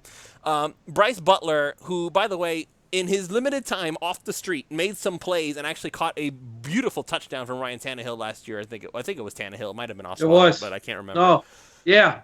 But either way, 6'3", 220 pounds. He's 29 years old, so he is older than Parker, but he played very well in the limited time that he got, and this is just picking him up off the street. So it's Butler already has a very good shot at being number 4 just because he was actually good. And then there is, of course, Preston Williams, who a few people were impressed by just in this first day. And the dude's 6'4", 210 pounds. He can run, he can catch, he can do all those things. He's taller than Parker. So if we're looking for size, then Williams technically has an advantage on Parker in that regard. So I am looking at those two, Butler and Williams, as X factors, and I'm going to be I'll tell you what, when I finally get to go see training camp and stuff like that, I'm going to be keeping a very close eye on those two, because as far as I'm concerned, they both have a shot at being better than Parker, not even blinking twice. So this is also going to boil down to the same discussion we had several minutes ago about whether Coach Flores is being honest about the starting jobs being up for grabs, because by all intents and purposes, on paper, Parker should be the starter because that's just how it's always been. But Williams and Butler, I think, are both better than Parker, honestly, just based on what we've seen of their performances. So if he's being honest, again, this is what it's all about. If he is being honest that all positions are up for grabs, then either Williams or Butler will be starting over Parker when 2019 comes around. That's my thought. Oh, and I'll add this with that, Lewis, just as I was saying, they almost have to start Rosen. They've got to put the best 4 receivers with Rosen, because none of these receivers are young rookie receivers that we're talking about other than Williams. And, they need to evaluate Rosen. That's the number one priority this whole season, is to evaluate Rosen. And the best way to do that is give him veteran receivers that are running the right routes, getting some separation. And if Devontae Parker is not doing that, if he's struggling knowing what routes to run, or he's not getting open, dropping passes, you got to get him the hell out of there, because you got to evaluate Rosen. And he drops a big pass, and Rosen gets marched off the field. You just lost another 3 or 4 snaps of film on Josh Rosen because of your receiver, not because of Rosen. And so I absolutely think it's almost an even up competition right now for Parker with those other 2 big receivers in camp. I really do. All right, so let's keep going. We're on a roll here. We're going. The show might run a little long, but we might actually get through all the positions. So let's keep going. Tight end. That's next up. We have currently 6 guys on the roster as tight ends. So we signed veteran Dwayne Allen. He was from New England, so that's an obvious move there. Gesicki's still here, obviously. Nick O'Leary, Durham Smythe. We signed Clive Walford for some reason. I don't know what he's going to do. I don't think I feel like he's going to be this year's version of the Gavin Escobar move, because, correct me if I'm wrong, weren't Escobar and Walford from the same draft? I believe so. And I think they both kind of flopped. They both flopped. We both thought that they were going to be like studs in the league, and then they just didn't. So yeah. So we'll see about that. And the other guy is a guy named Chris Myarick. He's a rookie out of Temple. I think he's an undrafted guy. I'm not going to be expecting much out of him. No. So obviously the first few guys are going to be Allen, Gesicki, probably O'Leary, and then Smythe. Those are my 4 guys, considering that New England is big on tight ends. So I'm basing it off of that. So, but I don't know. Maybe somebody does. Maybe Walford shows more as a weapon than somebody else. So maybe that'll give him an in. But I'm not holding my breath on that. Mike, I'll let you have your tight end say, and then we'll go to Chad and we'll move on. Yeah, I'm with you. I think the top 3 are what you said, and Mike Gesicki, Dwayne Allen, Nick O'Leary. I think those 3 are locks. And then they'll probably carry a 4th, and that's where you have your battle. I would hand it to Smythe because I think there's something there with Smythe. I mean, Clive Walford's been terrible since he's been in the league. So I would probably put the edge with Smythe, but that's where you'll have your battle for the 4th tight end because I think they will carry 4. So, yeah, but I think, I think the top 3 are pretty much set in stone there. Chad? One thing these guys did this offseason to me that was very telling, that was almost the first thing they did. Dwayne Allen was like move number 1.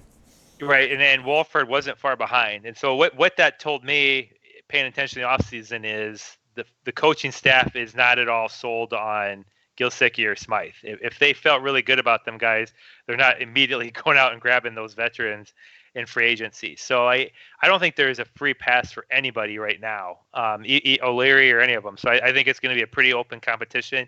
I think Gesicki probably is pretty certain to make the team because of the unbelievable ability he has in the passing game from a tight end. So he's extremely athletic. And presumably that's the idea that they're going on, is they're actually going to put players to do what they're good at and not going to shove them into a round hole that they don't fit in.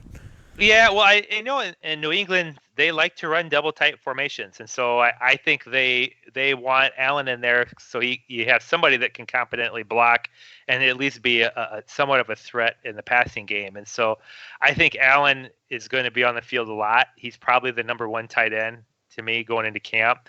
I think Gesicki will make it, being a second-round pick, being really young. I've heard he's bulked up a little, so I think they'll be trying to, at the very least, trying to get him to be a better run blocker throughout the season and through camp.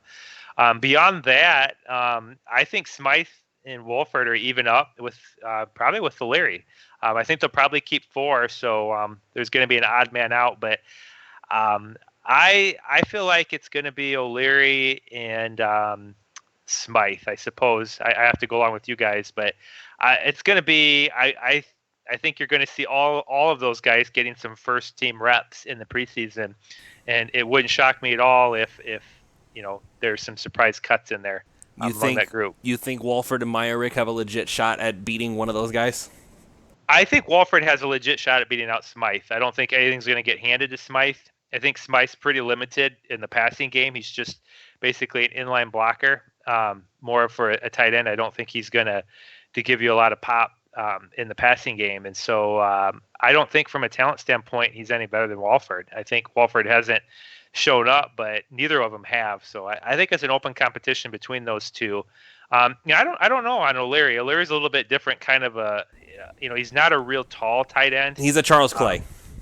He's kind of that sort of guy, and so he was kind of locked in to his contract before the new staff was all set up, and so I don't know how high they are on O'Leary or if he fits in their scheme where they want him to, because they're going to be keeping a fullback, and so you can throw a lot. You can use a fullback as a tight end a lot of times, in your offenses and get him out in pass coverages, and O'Leary's kind of that same sort of build, so it wouldn't shock me if O'Leary didn't make the team for that regard. But right now, I still got to put him in the mix as above Smythe and Walford. So I agree with your picks. Can I just say before we move on to the offensive line that I am very sad that the Dolphins picked O'Leary over Marquise Gray, for real.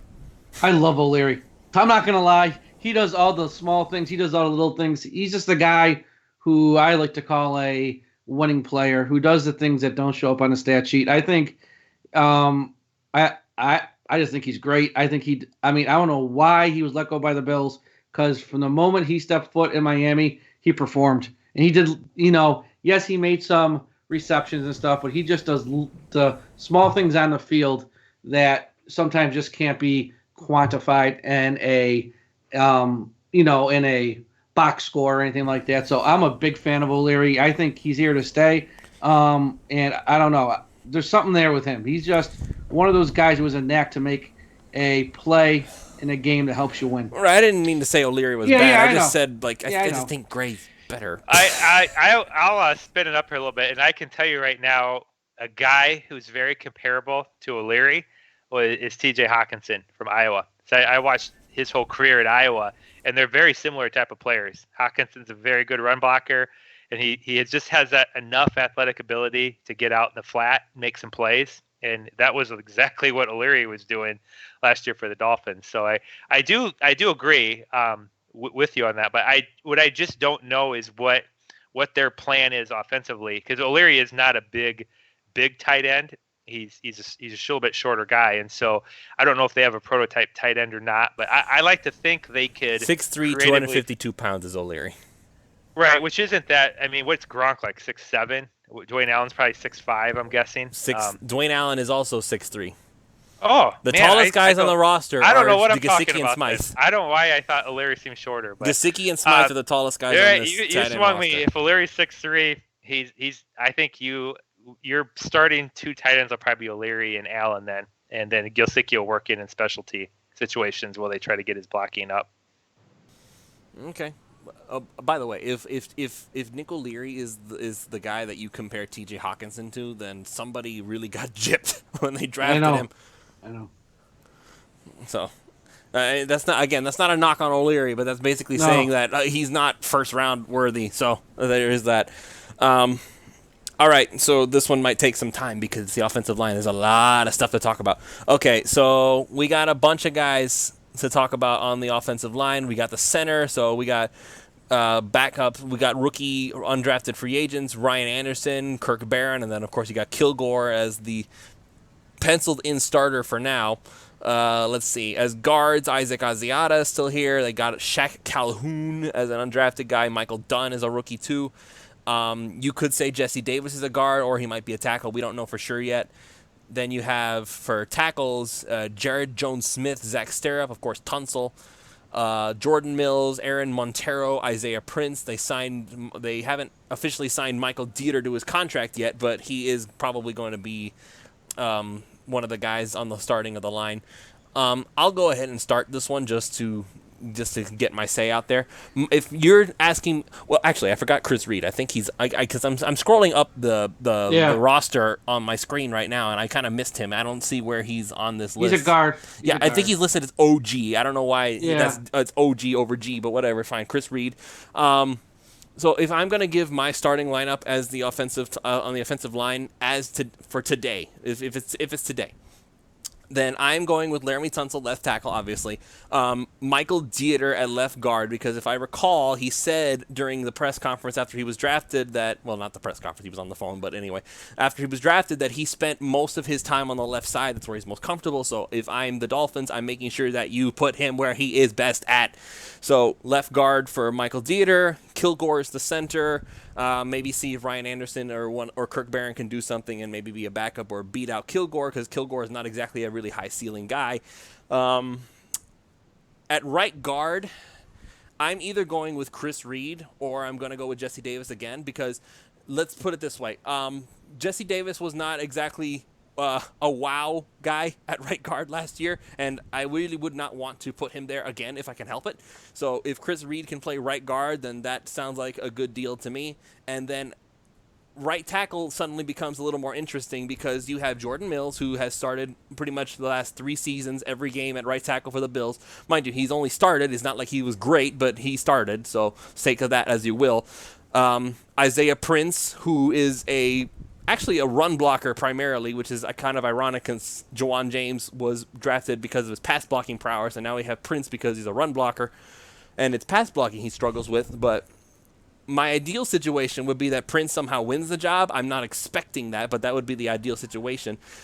If that doesn't work, then honestly, I would give the right tackle spot to Jesse Davis for real, because I think Davis is better built to be a tackle than a guard, and in spite of the fact that he's been playing guard for the past couple of years, I think he would be better as a right tackle than as a right guard, and he would be my right tackle open 2019. If Davis flops there too, then we know that he can't do anything right. He can go. Mills can take over, and we can work in Prince there at some point, because we still need to test these young bucks out. But Jesse Davis, if it were me, I would want him to be the right tackle to open up the season, because I think that's where he's better suited anyway.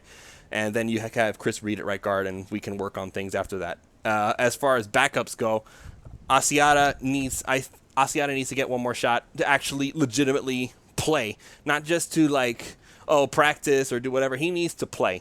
I feel like he's kind of being looked at as like that Billy Turner guy, the mauler who can run block really well, but when it comes to like technique and pass blocking and stuff like that is really ugly.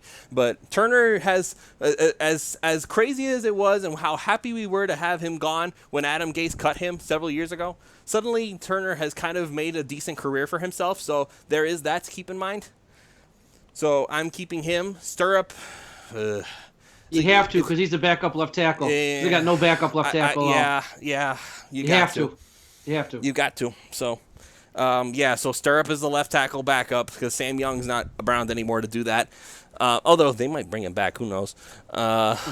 He's the poor guy. Shock me. Poor guy. He's like he's constantly living from phone call to phone call. Hey, we need you again. Okay, here I come. Okay, we can let you go now. Okay, I'll see you next week. It's like, poor guy, for real. Sam Young's a really nice guy. He deserves better than that. But yeah, that's my offensive line. I'll let you guys go now. Chad, you first. All right, that's it's kind of a hodgepodge, to be honest. I mean, obviously, it's going to be a hodgepodge. So only sure thing, obviously, is going to be Tunsil at left tackle. I feel Kilgore will probably get the nod at center. Again, I'm falling off my narrative that they're going to play Rosen, so getting a veteran center in there is going to be imperative, because it's going to be rough sledding, guys. I mean, the Jets got Quinnen Williams in there. I mean, Oliver is going to be on Buffalo now. We are going to be facing. We got our own stud, Chad. It's okay. Yeah, we got one too. I'm just saying the AFC East interior defensive line is very good talent wise. So, we're going to be. It's going to be some rough sledding probably in some of these games for. I'm more excited to see what Tom Brady's going to do when you have all these guys. You got Quinnen Williams on the Jets. You got Ed Oliver with the Bills. You got Christian Wilkins with the Dolphins. Like, no matter where you go, Mr. Brady, there's somebody coming to eat you. There's some very good D tackles in the division. But for that reason, I think you want to go with Kilgore. He's a veteran center. Kilgore is not terrible. He's not a Pro Bowl center. Don't get me wrong, but he's an average veteran center who isn't going to just get beat over and over and over. And you want to have that if you start Rosen. You want to have a veteran center for him to work with. I feel like the left guard, left or right guard, I'm not really sure on. You have to think based on the talent level. Dieter is going to be starting at one of them, but he's a rookie, so we have to see how he settles in there. But assuming that Dieter starts, he'll be either the right or left guard. I think Reed's going to be the other one. That's another guy they picked up really early. They signed him really early. He's got something there based on the film, but I'm a little nervous about the whole Ted Larson debacle that people still won't let go about the fact that I thought he was decent. Okay, I get it. Well, yeah, I get it. Again, this is a guy the staff went after, and so that's my same thing with Dwayne Allen. Like, they obviously liked him because they signed him in early free agency, not late free agency. They went and grabbed him, and so I think he's probably your inside track to be the right guard, maybe the left guard, but one of those two with Dieter on the other side. Asiata, I don't know. We'll just have to see how that goes. I do think he could be a strong run blocker, but I have no faith in anything Adam Gase did, any decision he made. So does that mean you think Dallas Thomas should still be here? No, that's okay. No, Gase kicked out Dallas Thomas. Gase got saddled with Dallas Thomas. I don't think he wanted it. But, anyway, though, I'm going to go with those with Kilgore, Tunsil, Reed, and Dieter is both guys. And on the right tackle, I think it's going to be Jesse Davis versus Mills. If Jesse Davis loses that right tackle job to Mills, there is a chance he'll probably be competing with Reed, I would guess, or Dieter for the other guard spot. And so I'm guessing you're going to see Jesse Davis sliding back and forth. You'll see him maybe one practice. You might see him running with the first team as the guard. You might see him running right tackle the next practice with the first team, and then you might see him second team and Mills be in there. So neither Mills or Davis I'm real excited about as my right tackle. I think they're both limited physically. Like, I don't know how quick they get out of their stances and that sort of thing. So either Davis or Mills, you're just looking at you're probably hoping you have a serviceable right tackle at best. That's being realistic. That's probably what you're looking at. I don't think Jesse Davis has ever been a dominant offensive lineman. I think he's just been more consistent than dominant. So I do think Jesse Davis will have a really good chance of starting because of that, but I'm not expecting him to dominate. I have to agree on Stirrup. He's going to be your backup, and they re-signed him, or they signed him to extension this offseason, and so this staff doesn't do that if they didn't have enough faith in him to at least compete for a backup spot. Prince, he's just one of those guys that, you're talking about Phillips and Parker. Prince has always been kind of a guy that needs motivated. I don't like those guys. I'm not a fan of professional athletes that need motivated in games or they take plays off. And he strikes me as that kind of guy from Ohio State. He's probably the most talented lineman on the team, though, in terms of the right tackle spot. He's not more talented than Tunsil, but in terms of a size, speed, strength combination, if they can really coach Prince up quickly and he suddenly changes and gets real motivated, I'd say he has a chance of being the right tackle. I just don't see it happening. I think they're going to go with a veteran. I think it's probably going to be Davis, but I'm not going to count Mills out, either one of those. They needed another veteran tackle, and they got the best they could that was still on the market in Mills.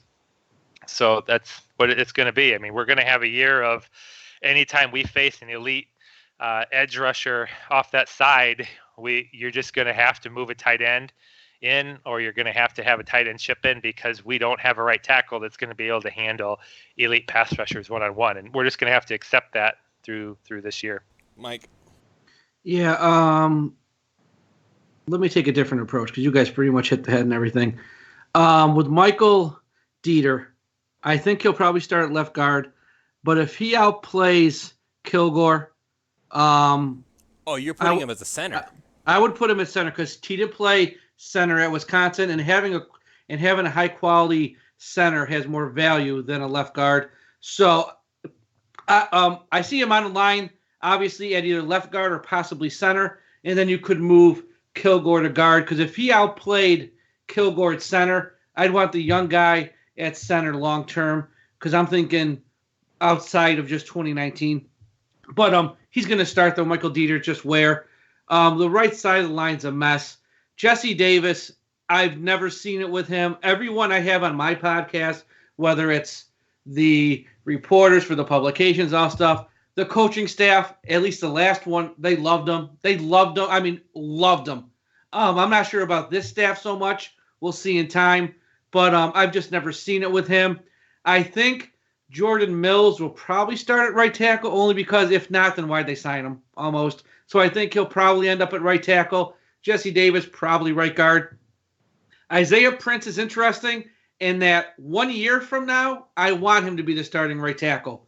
I want him to replace Mills or whoever is the right tackle. So I think Prince almost gets a redshirt year where he'll make the roster, he'll be on the bench. He probably needs a year just to get a little bit stronger and stuff like that. But hopefully a year from now, he is our starting right tackle. And the two guys who didn't go drafted, who I think, A, will make the roster, and B, just because guys like Asiata and Jesse Davis really aren't that good. Reed, he's okay, is Ryan Anderson and Shaq Calhoun. With Calhoun, he started like 58 games in the SEC. If you can start 58 games in the SEC, you'll probably make this Miami Dolphins roster, because there ain't much there for offensive line, and there's probably an outside chance, you might even get some playing time. So he's someone to watch as a sleeper. Ryan Anderson, same thing out of the ACC, has a lot of experience in college. again, the guys in front of them, aren't world beaters by any means. So those two guys, keep an eye on all summer because I think they could. Because look, the guys who start, we pretty much hit the nail on the head who they're going to be. Behind them, who's that next wave? Who maybe a year from now might be guys who replace guys like Mills, Jesse Davis, Kilgore. So I think guys like Calhoun, Anderson, and Prince have a good chance of making this roster as depth. And, if one or two of them, sneak into that lineup to start, it would not shock me in the least. Here's how you can tell who the best guys are. When training camp begins and the pads come on, which one of those guys puts up the best fight one-on-one against Christian Wilkins and Vincent Taylor? That's how you know which ones are the best guys. Yep. And I say Vincent Taylor because I think Taylor's a better pass rusher than Godshaw. Godshaw is a better overall, but Taylor can just burst right through the line like nothing else. It was incredible watching him last year before he got hurt. So I'll say that. Okay, so that's the offensive line. Whoo, we got through the offense. Okay, let's see. Can we make this? Might be a 2-hour show, but that's okay. We're having fun. Can you guys keep going? I can go for a little bit more. Chad? Chad's kind of... Yeah, I'm good. Okay. So I just have my mic muted so I don't get background noise. No problem. Yeah, I'm no good. Problem. Okay, so let's keep it going. Woo! We're going to get through the full roster tonight. Okay, so let's go ahead and switch to the defensive line. Okay, let me ask you guys this first before I go ahead and do this. How are we going to judge the defensive line right now? Because depending on how you view it, you can either say that Charles Harris is a defensive end or he's an outside linebacker. So I don't know which one. How should I judge this right now? Let's do it as a 4-3 just to keep it simple. Okay, so Charles Harris is still a defensive end. He's a defense. I would think so, just to keep it simple. Because once you go to a 3-4, then you got guys like Wilkins and Gottschall. They might slide outside. That's going to make it really confusing. I think just to keep it simple, I would do it as a 4-3. All right, so let's go ahead and do that then. So we're going to go off the basis that this is a 4-3 defense. Everybody's kind of sticking around where they are. So let's go ahead and start with the defensive tackle positions, and we'll do that. We'll do the defensive tackles, and we'll do the defensive ends. All right, so we got the defensive tackles here. That includes Devon Godshaw, of course. You have Akeem Spence. I was shocked that he was still on the roster. I could have sworn they gotten rid of him, but I guess I missed. He's not making no money. Yeah, he's cheap. That's why he's here. Yeah, I thought they got rid of him, though. I forgot. It's like, he's still here. Okay. But so, yeah, we have Akeem Spence still, Vincent Taylor, Devon Godshaw, of course, Christian Wilkins. You have also Joey Maboo. I think that's how you say it. I'm sorry if I said it wrong. Kendrick Norton from the University of Miami. Jamias Pittman, Durval Quieres-Nito. I think he's the international league guy that the Dolphins were given. And then you have Corey Thomas, a rookie out of Mississippi State. So those are the DTs on this team right now. Obviously, I think it's going to be, of course, Godshaw, Vincent Taylor, Akeem Spence, and then Christian Wilkins. And already that's like 4 guys for your rotation. I don't know how many defensive tackles you really need to make a solid rotation, but maybe we'll have a couple more because, again, we're going to be running probably more of a hybrid. But if we're going off 4-3, then I'm going to say that those 4 are my guys, and everybody else is going to be on the outside looking in. My apologies to everybody else who are going to be pushing for that job, but I think the top 4 guys are pretty much set in stone. I think those are a top 4, and I also think when they go to a 3-4, they're going to need a true nose tackle who's probably not on this roster today. So I think let's see who's the biggest guy here right now. I think probably Vincent Taylor or Spence. Nope. It's not him. Actually, no. We did get a couple of nose tackles. They're not like superstars or anything, but I think that the nose tackles we picked up were Durval Quieres-Nito, and I'm probably saying it wrong. Durval Quieres-Nito. I have to try and say it. Like I got to actually embrace my Cuban heritage here. I got to say it right. So him and Joey Maboo, both guys are like right up there with 323 pounds. Those are pretty beefy dudes, especially compared to the other guys on the roster. Those guys, even Vincent Taylor only weighs in at 306. So actually, Godshaw's heavier than he is. So yeah, but I think they'll probably look for a veteran nose tackle. Though was my bigger point. And I think come August, when some other teams start making cuts, if they are gonna, which they will be some sort of a hybrid 3-4-4-3. I think they'll look for a true nose. But I think the top 4, like you mentioned, are pretty much set in stone. Pittman I actually like a little bit. I like Pittman a lot, actually. And all depending on what they do at end, because right now, once we get to end, there's literally nothing. Maybe they keep an extra guy on the inside and they slide someone like a Wilkins to end when they're in a 4. Who knows? There's going to be lots of variations how they have these guys lined up. But I think Pittman's got like a little bit of an outside chance to make this roster too. Yeah, it's just a top 4 like you mentioned. Chad.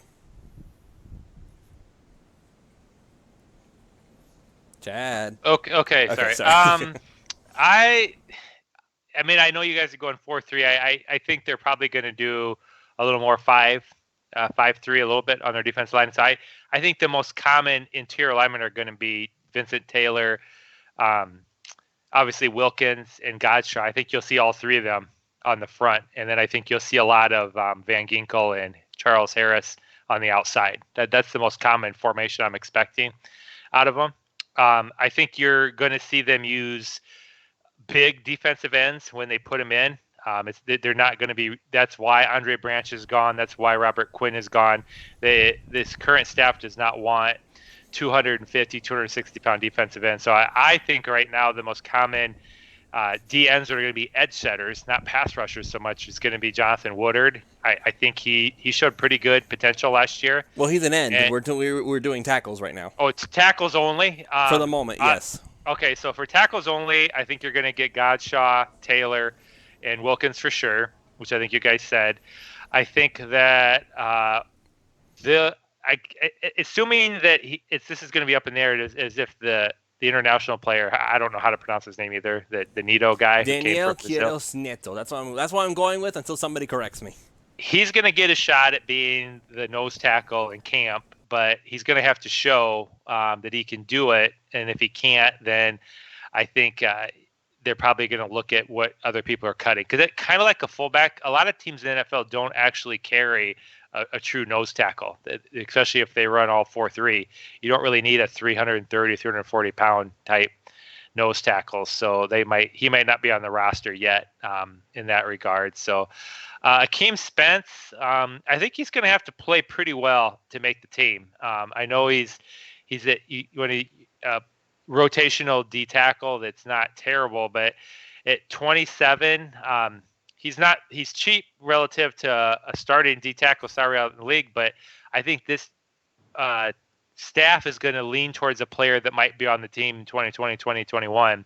So if any of these young players that are undrafted look good, I think Akeem Spence if it's even, is not going to win the job over them because they'd rather have that younger player for the future. Because I don't see Akeem Spence being with this team more than 1 to 2 years at the most at this point. So. I will say this, Chad, as to that point.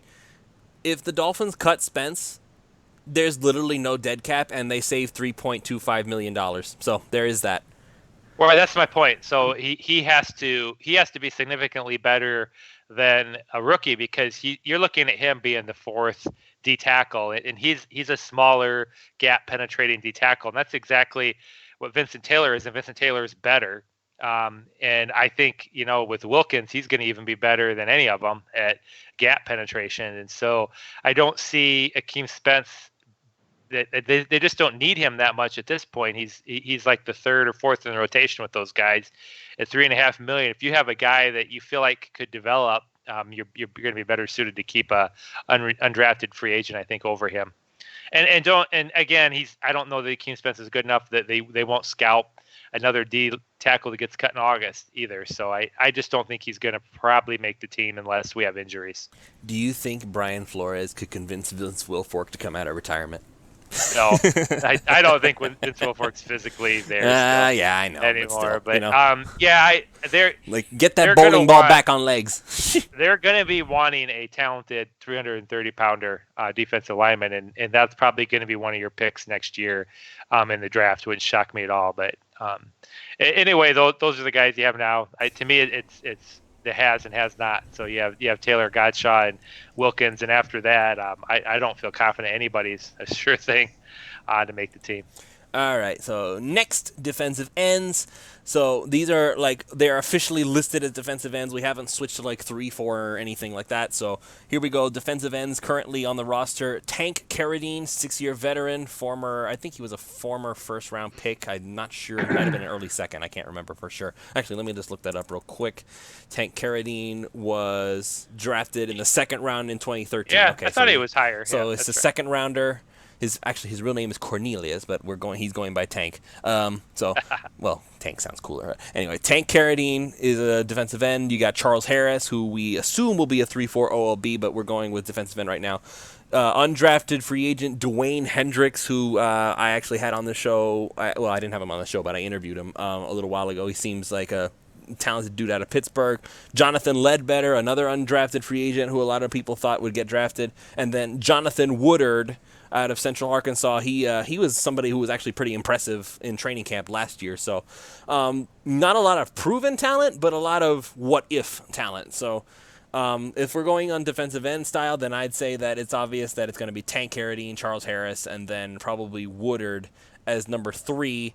And then you have I think, honestly, I like Hendricks, but I think Ledbetter probably has the better pedigree right now, so coming out of Georgia. So he would probably be number 4, but it's gonna be a battle as far as that's concerned. So, but again, since this is gonna be hybrid, we're going off of the idea that this is gonna be strictly 4-3. So I'm going to let Mike go first and say who are your 4-3 defensive ends as they are. Well, we only got 5 right now we're talking about. So if they don't who's sign the odd anybody, man out? Yeah, then it'll probably be Hendricks. He's probably the odd man out. But honestly, I think they're going to sign somebody. I think they will add somebody who or when, I don't know. One name to keep an eye on, though, just because he's so well respected. And if the knee's up and if he wants to come back, would be William Hayes on a 1-year deal. Would not shock me in the least, just because you can put him on the end. He can help. Hayes is so good, man. He's much better than anybody who gives him credit for. I know, he really is. I just don't know about the knee and his age if he wants to come back. If he does, I would love to see him for 1 more year, because it's not like by putting him on the field, you're preventing a younger guy from playing, because there are no younger guys behind him. We have nothing at defensive end, so he wouldn't be a progress stopper. So someone like that if they added. But they need to add some bodies here, at least 1, maybe even 2, because there needs to be some competition amongst these guys. Tank Carradine really has played 1 game in a year and a half. I mean, the guy he's never plays. I mean, so it's they have nothing. Woodard, I actually like Woodard a lot. Harris, he's real close to being that, nice guy, great guy, just does nothing in games. Charles, you can say what you want about Charles. He does nothing in games. Maybe if they do move into an outside linebacker more in a 3-4, we get more out of him. But as of right now, he's done absolutely nothing. But, they need a lot of help here, obviously. But all the guys you mentioned, all 5 of them, I guess the one odd man out would be Hendricks. So. Okay, well, that was a quick discussion. Exactly. Yeah. I mean.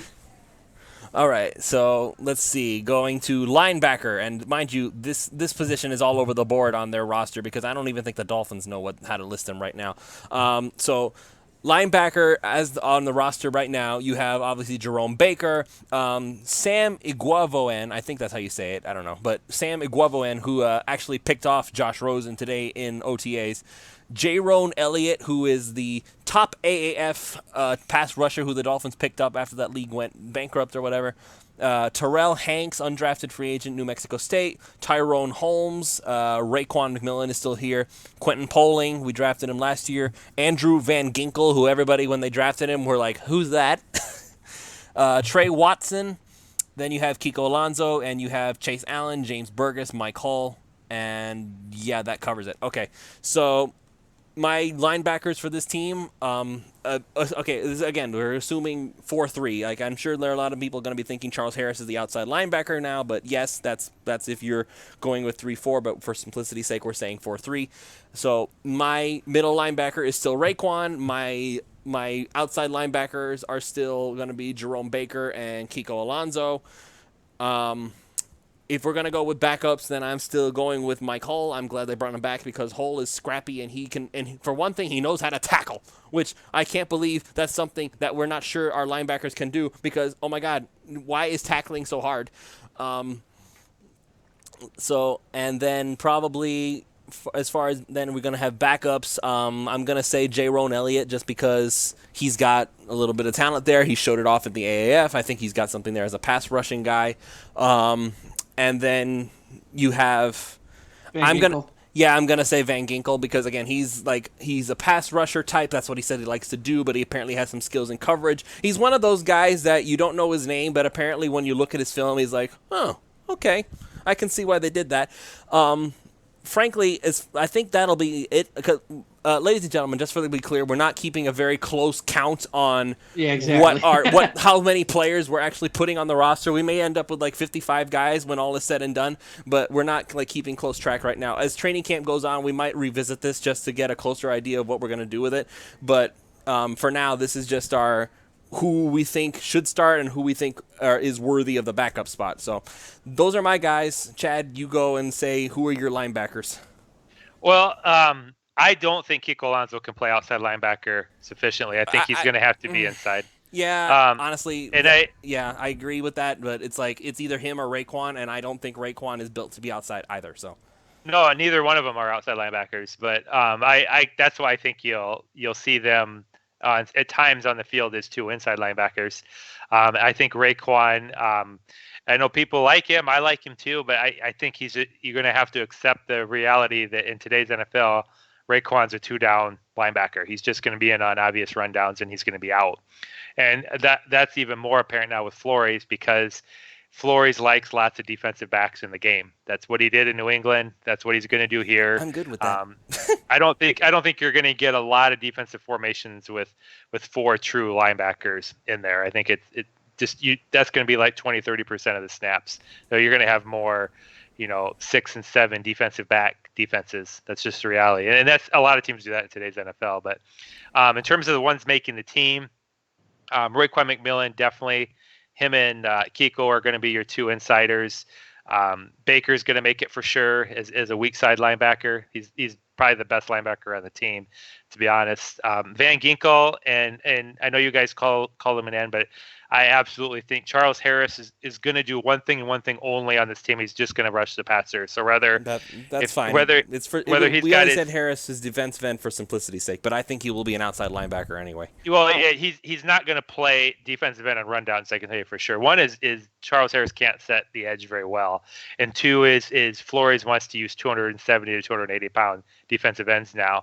So Harris will be in there playing some strong side linebacker, rushing the passer, or if it's like 3rd and 10 or longer, you might see Charles Harris playing D-line there for the sole purpose of rushing the passer.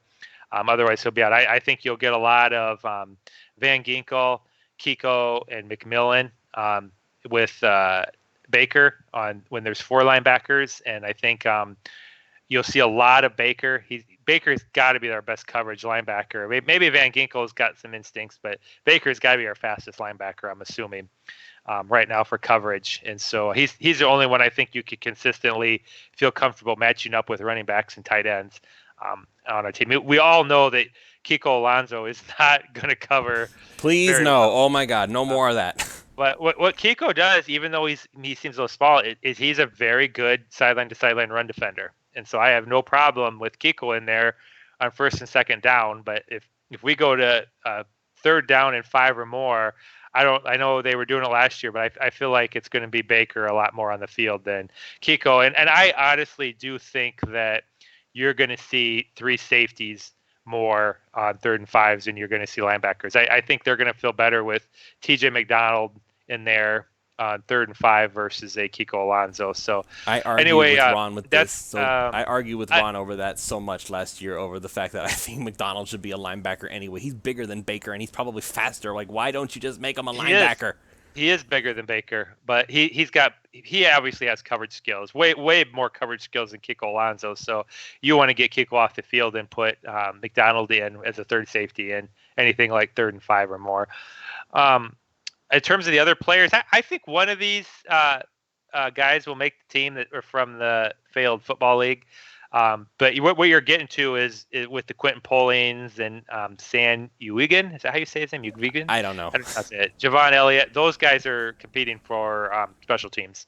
I don't see them playing any downs really unless there's injuries to our starting guys. But one or two of those guys are going to make the team as a special teams player, because it just seems like most teams like to use linebackers on their coverage teams because they're proficient tacklers, and those tend to be the guys that are your coverage teams on punt and kickoff. So I'm going to throw one of those guys in as special teamers that make it.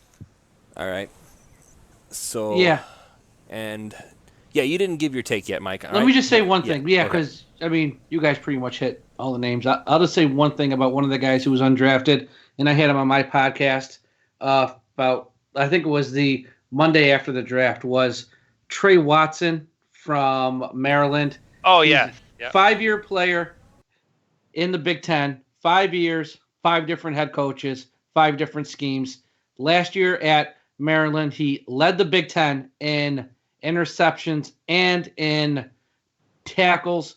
Why he wasn't drafted, I honestly have no idea.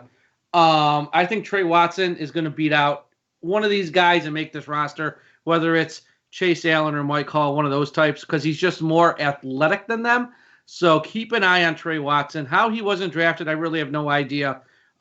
Great story, though. He played 5 years in college. The first 4 were at Illinois, and then he was a grad transfer to Maryland. 5 years, 5 head coaches. He had a new head coach every year, so he can pick things up quick on the fly. He's used to it. So someone like that who just makes plays when he's on the field in a big-time football conference like the Big Ten, I think he's going to make this roster because he's more athletic and he's younger than someone like Chase Allen, Mike Hall, one of those types of guys, Quentin Poling. So I think he'll sneak on this roster because there's something there with him. Oh, that's a good point. And they'll give him every opportunity to make the team as a special teams guy this first year being a rookie. All right, so that takes care of linebacker, and now we're going to go into cornerback, specifically cornerback, because safety is kind of another story all on its own. And now we're going to get into the whole, like I know Mike was saying earlier in the show when we were talking wide receivers that it's the most talented. I don't know. It's just because, again, this secondary just seems so freaking loaded. But as far as cornerback goes, we obviously re-signed Xavier Howard. He looks like he's going to be the next elite super guy that the Dolphins have in their cornerback spot. Definitely, I don't want to say he's better than Brent Grimes yet as far as playmaking goes, but I'll say for now that he's about on par with everything that Grimes did, and I'm not talking about the extracurricular stuff that's not even having to do with him. I don't want to put him up above Sam Madison yet in my little tier list. So let's let him have one more year like he did last year, and then I'll consider it. But as far as I'm concerned, best of all time Dolphins corners still Sam. But Xavier Howard's getting close. I'm really happy that he's back and he's going to be sticking around for a while. We got Bobby McCain. He's the slot corner, if you ask me. And then you have there is going to be somewhat of a competition for that second spot next to Howard. So you have the Dolphins roster has Walt Aikens listed as a corner. I'm not going to count him because I think he's a safety. Me neither. He's a safety. He's a safety. So I'm not going to count him. So you have Cornell Armstrong. We drafted him last year. Jalen Davis, an undrafted rookie. No, was Armstrong last year? I think it was. Yeah. Yes, it was. Okay, because it has Armstrong listed as 2 years and then Jalen Davis as 1, but they both came in the same draft. Yep. Okay, that's weird. Okay, so Tyler Horton out of Boise State. Then you have, of course, Torrey McTyer and Eric Rowe, who we drafted from New England. Nick Needham, Jamar Summers, and, of course, Cordray Tankersley and Jamal Wiltz. And then you have a couple of guys who are actually just listed as DBs, who are Montre Hardage and Chris Lamons. I don't know if they're safeties or not, but Hardage is a corner. He's a corner, Hardage. Okay, and so I guess Lamons is a safety. He's a safety, yeah. Okay, why did they list it this? Okay, this is weird. Okay, anyway, get your act together, Dolphins. I think the biggest thing is, like, for sure we're gonna have Howard as number 1. For sure Bobby is gonna be the slot. So the real discussion here at this point is who is going to win that job next to Howard. I guess just based on the fact that Flores is familiar with him, I'd say Rowe has the early lead. But if we're going to be playing more like New England style and it's going to be more man, more in your face kind of a thing, then I really seriously consider that Tankersley has to be looked at really hard, because that is what Tankersley did best when he was at Clemson. He was in your face, he got in your way, and he just kind of messed you up. When he had to play zone, which for some reason the Dolphins defensive coordinators for the past 3 generations just love to play zone, 10 years off the ball, just God, get up in your face. Tankersley is good at that. So if Tankersley has any shot of redeeming himself after last year, this is it, because this is the scheme that he probably fits best in right now. So I'm going to say for now, Rowe is the starter and Tankersley is going to be a backup, but I think he could really win this job if we're assuming that the scheme is going to be switched to something more what we've been wanting all this time. So I got a question for you. Okay. Where are you going to put Minka Fitzpatrick, Rashad Jones, and McDonald's on the roster? Because I'm not having him on the bench. He's a free safety. Free safety. He should have been a free safety anyway. That's my mentality. That's why I didn't list him as a corner. Okay, because he's got to be on the field. So if he's got to be on the field, that means you're taking off either Jones or McDonald on a somewhat regular basis. Which is fine. Yeah, which is fine with me. But I'm just saying, I think he's going to be all over the place, Minka, again. He probably I don't think will. Yeah. I'm honestly bummed about that, but I know, me too. I'll get into that when we get to safeties. But for now, just raw straight up corners. It's going to be Bobby is the slot, Xavier Howard is number 1, and then you have Rowe as number 2 unless Tankersley beats him, and then either it's going to be either Tankersley or McTire. We're probably going to have both of them on the roster anyway, just because if we're going to really be using that many secondary players, we're going to need a buttload of defensive backs. And I think you're right, though. You're going to have Tankersley, McTire, and Jalen Davis probably all make this roster, because those 3 guys, I mean, even those younger guys can play a little bit. I mean, guys like McTire and Jalen Davis, McTire gets a bad rap, for real. He was thrust into a really bad spot last year. He was thrown in a bad spot. He can play, though, in this league. And I think also so can what's his name? I just forgot his name. Yeah, he can play too. Davis can play. Tankersley, he's coming off an injury. Let's see how he does. I'm with you, though. I think one more shot. I want to see what he does in this scheme. But I think those are your corners. And again, would I be shocked if they went out and signed another veteran corner here between now and September? Are you looking at somebody? No, I don't have anybody off the top of my head. But just because, and I guess we'll talk more about it when we get into safeties. If the plan is to play Minka full-time at safety, which I think it might be, then I think they need one more guy. Because I'm not sold on Tankersley being 100% healthy, and are we going to get the guy we want? And guys like McTire and Jalen Davis are nice players, but they have I don't want to say a low ceiling, but it's a lower ceiling than some others. So I wouldn't be shocked if they look to go add another corner if the plan is to keep Minka at safety all year, which sort of hinges on Jones and what goes on there. It's a domino effect. But I wouldn't be shocked if they look to add one more veteran corner. Chad? Yeah, I mean, it's a tough call. I'm going to separate them a little bit by slot corner and boundary corner.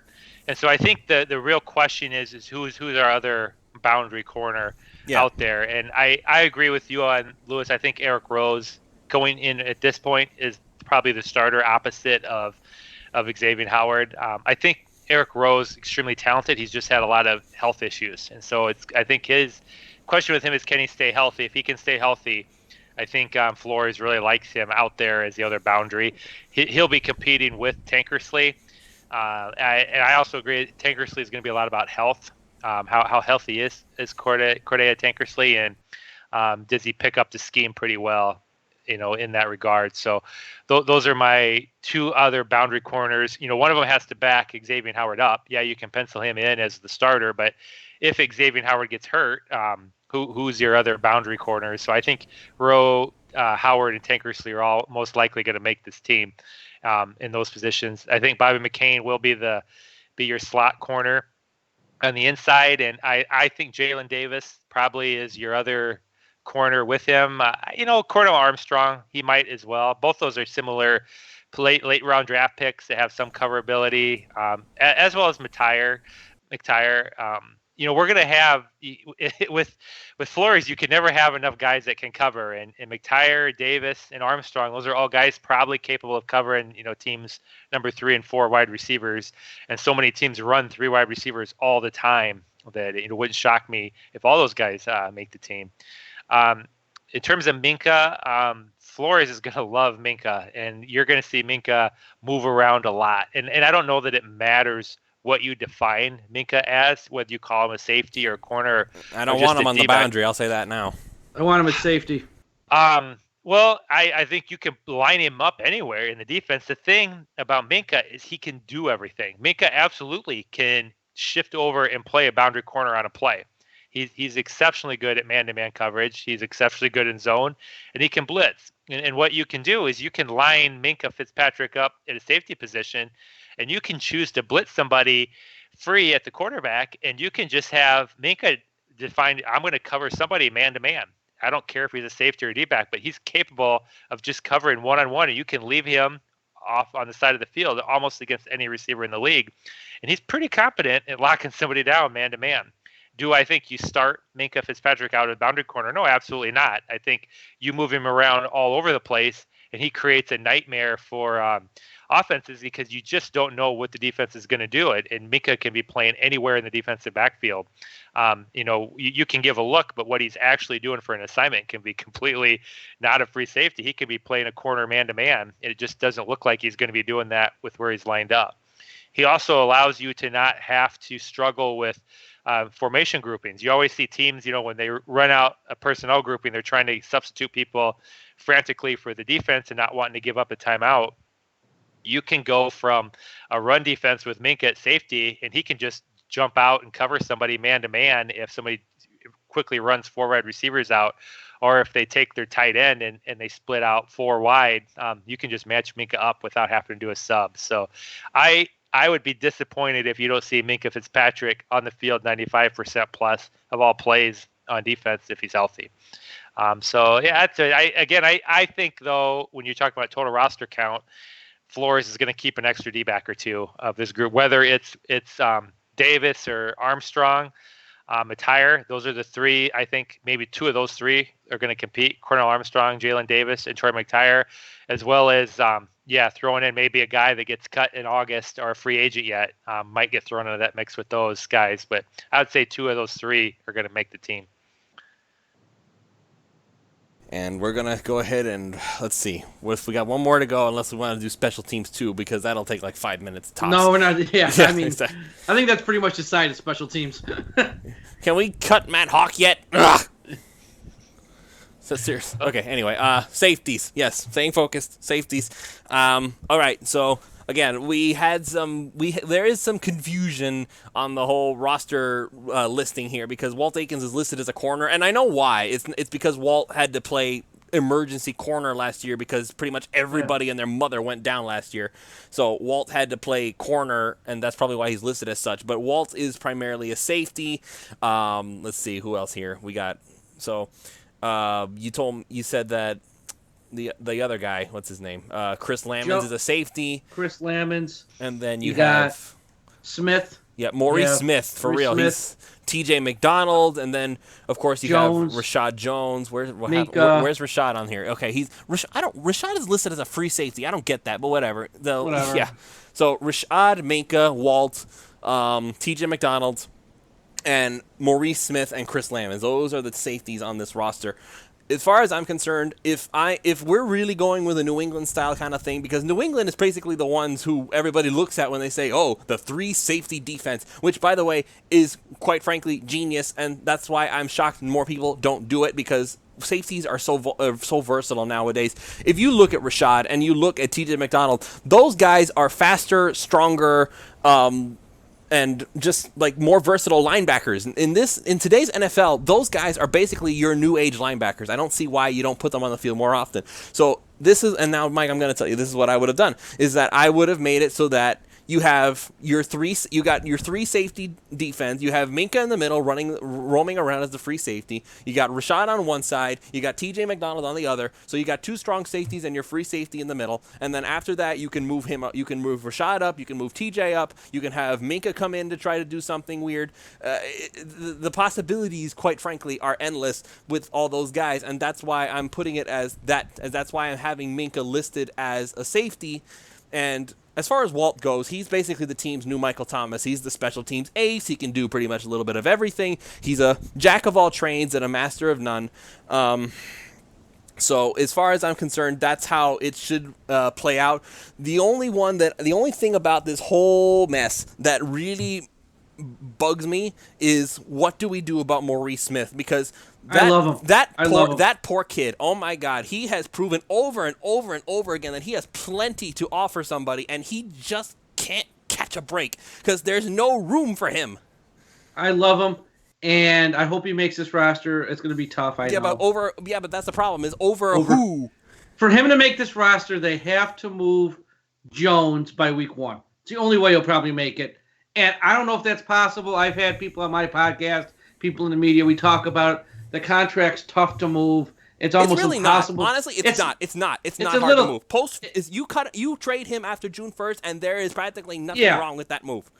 Yeah, and I'm with you because I think as fans, as the quote-unquote smart fans, we all see that this year they're not going to win a Super Bowl. So might as well just eat it this year. Move on, because he is a progress blocker. That's why when I said Hayes, if they re-sign Hayes, you can put Hayes on the field. He's not stopping some young kid from playing because they have no young kids at that spot. Jones blocks Fitzpatrick, guys like Smith, and I don't see where we need Rashad, because Jones ain't going to be on the roster 1 year from now. So if he's not going to be on this roster next year this time, then why is he on the roster this year? So if they can move on from him, let's get the record straight. By the way, I'm looking at over the cap right now. If the Dolphins trade Rashad Jones after June 1st, the dead money is only about $4 million, and they save $13 million in cap space. So that's something. That's like I'm trying to find the negative, and the only negative that I can think of is that Rashad is a fan favorite, and that's why you keep him. Yeah, but. Yeah, I don't care. And he is good. I mean, he's good. He's a good player. But good. I don't think he's that guy anymore. He hasn't done anything wrong either, except for last year in the game against the Jets when he quit. Aside from that one moment in one game, which I'll give him which is fine. Except for that one moment, he's done nothing wrong but play well. Last year, he played through a shoulder injury for about 3/4 of the year. Can't question. He sucked it up and played. Can't knock him for that. No, tough guy. He's done nothing wrong. But this new Miami Dolphins, where they're, trying to point the ship, he's not a fit. He's just not a fit. So if they can move on from him this year, then yes, it puts Minka in the right spot. It lets a guy like Smith make this roster, and and he and TJ McDonald are the same player. Exactly. You got two of the same. This was a tannenbaum special all the way. You got two of the same guy. It makes no sense. So hopefully they can move on from Jones, because if it does, that all falls into place perfectly for Miami, and I think they probably know that. Now, look, if they trade Jones, what are they going to get back for him? Probably not much. Probably a fifth. That works for me. They got rid of a fifth. They got rid of a fifth. Boom. We got two in every round. You got 2 picks in every round except for round 1. Works for me, and that would be the way to do it. Just move on from him now, because he just doesn't fit in our long-term plans. And I think if they try to move him, I think you'll see teams lined up from here to wherever. You're going to see teams like the Chiefs. You'll see teams like the Vikings. You'll see teams like the Saints. Those teams that might be one player away on that side of the ball from making their final push to a Super Bowl. I think they would all line up to trade for someone like Jones. Well, if that's the case, then maybe there's more of a market for him than a 5th round after all. You might be able to get a 4th, maybe. But I think that's where you're looking, a 5th or a 4th. Nothing more than that. But if they can do it, they got to do it, because he might be a fan favorite. He just doesn't fit in where we're going. Chad, your safeties? Obviously, Minka for sure. I think there's a little bit of a difference. I think Rashad's capable of playing free safety. He's definitely not a better free safety than Minka. I'd even argue Maurice Smith could probably play a better free safety. maybe than Rashad, but Rashad's got the ability to play it, whereas I don't think TJ McDonald can play free safety. I think he's almost exclusively a strong safety. I mean, he's huge for a safety, TJ McDonald is. So, I mean, that guy's primary mission is coming down in the box to hammer running backs and tight ends. I don't think you're going to match up TJ McDonald one-on-one with very many receivers in this league and have much success. So I kind of look at TJ McDonald as strictly a strong safety. And I look at Maurice Smith and Minka Moore as free safeties, and Rashad Jones able to play both of those sides. I have a problem right now, and there's something going on because he hasn't showed up. He didn't show up for OTAs, and the whole point of an OTA is to install the systems. You're not there to hammer, who's the tough guy, who's winning on blocks, who's looking really good in tackles. It's voluntary.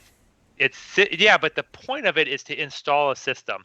And so right now there's a whole new coaching staff, and you've got really good. Flores is a really, really good defensive backs coach. That's what he's really good at. And so you've got him there right now, and he's installing his defense. That's literally what's going to be going on this week. And Rashad Jones has decided to not show up. And so I don't know the reason. I know Flores' response, he was asked about it, and he just said all my conversations are private. So whether Rashad Jones is upset that he feels like they're not trying to win the playoffs this year and he wanted him to go out and sign a bunch of free agents, or whether they have actively been shopping him and he knows that, and so he's mad and so he's decided to stay away. But I have a lot of problems. I don't like that he quit last year. I had a lot of I really didn't like the fact in the Colts game when Andrew Luck caught a pass, he blew off Minkah Fitzpatrick, altering the defense to blitz, and he didn't come over and pick Andrew Luck up. I think he was playing out of position a lot, so he got benched and he quit, and now he hasn't showed up for OTAs. And this team made him one of the highest paid safeties in the league. He's getting paid a lot of money, and he's not doing anything to me that represents him being a leader on this defense right now. He seems very, very selfish to me as a player right now, and I just don't think he's a fit with this team. I couldn't agree more, and I think the team wants to move on from him. They have no cap incentive to cut him right now. At the very least, you'd have to make him a June 1st cut. And so I think this team may be looking to still move him, and maybe their goal right now is to hope that there's an injury like to a safety and training camp, and the team might be willing to give Miami a decent pick for him. But I don't get it because he's a very talented player. And in this defense, I think he could do really well with Flores. I think they'd use him well. But to me, it's just telling he's not showing up. And I have a lot of trouble with him not showing up. And I have to think that coaches aren't very happy he's not showing up either. So to me, it's not the if, it's just the when right now with Rashad Jones getting moved out of here. Otherwise, Akins versus Smith. If you keep Rashad Jones... Walt's the special teams guy. You got to keep him. Well, here's your trade-off. Is Maurice Smith, in my opinion, is a lot better safety than Walt Akins, but Walt Akins is a lot better special teams player than Maurice Smith. He's that ace. So, you need one. You got to have one.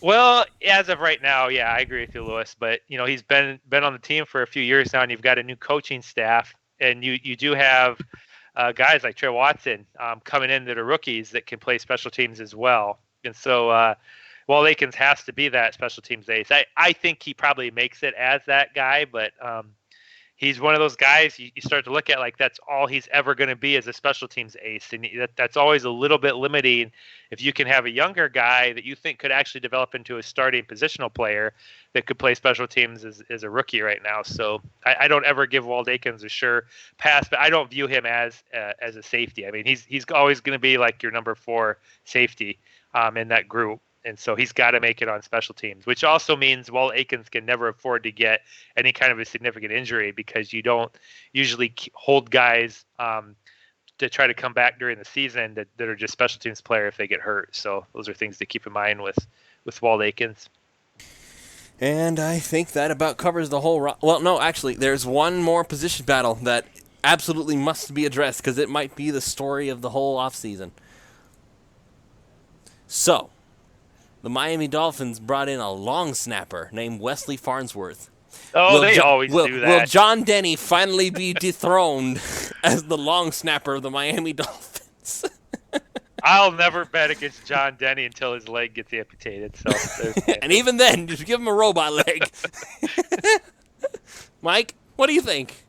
Oh God, who knows? One of these years it will happen. One of these years it will happen.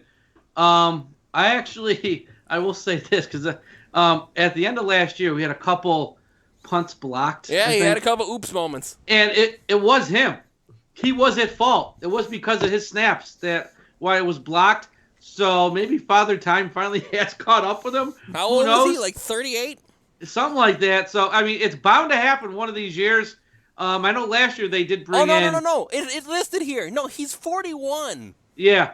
Oh, my God. He's the same age as me. Okay, so I know last year they brought in 2 long snappers in camp, and he beat them both out. This year it's only 1, so his competition got a little lighter. But I'm telling you, one of these years it will happen. And with a new head coaching staff, who knows? Maybe it's this year, but who the hell knows? I have my long-running joke I don't ever want to lose, is I like to tweet out probably once a year I'd say that John Denny's the only remaining member of the 72 Dolphins team that's still up. Feels like it. He's popping champagne with the others. Oh my gosh, John Denny. He's never gonna retire, is he?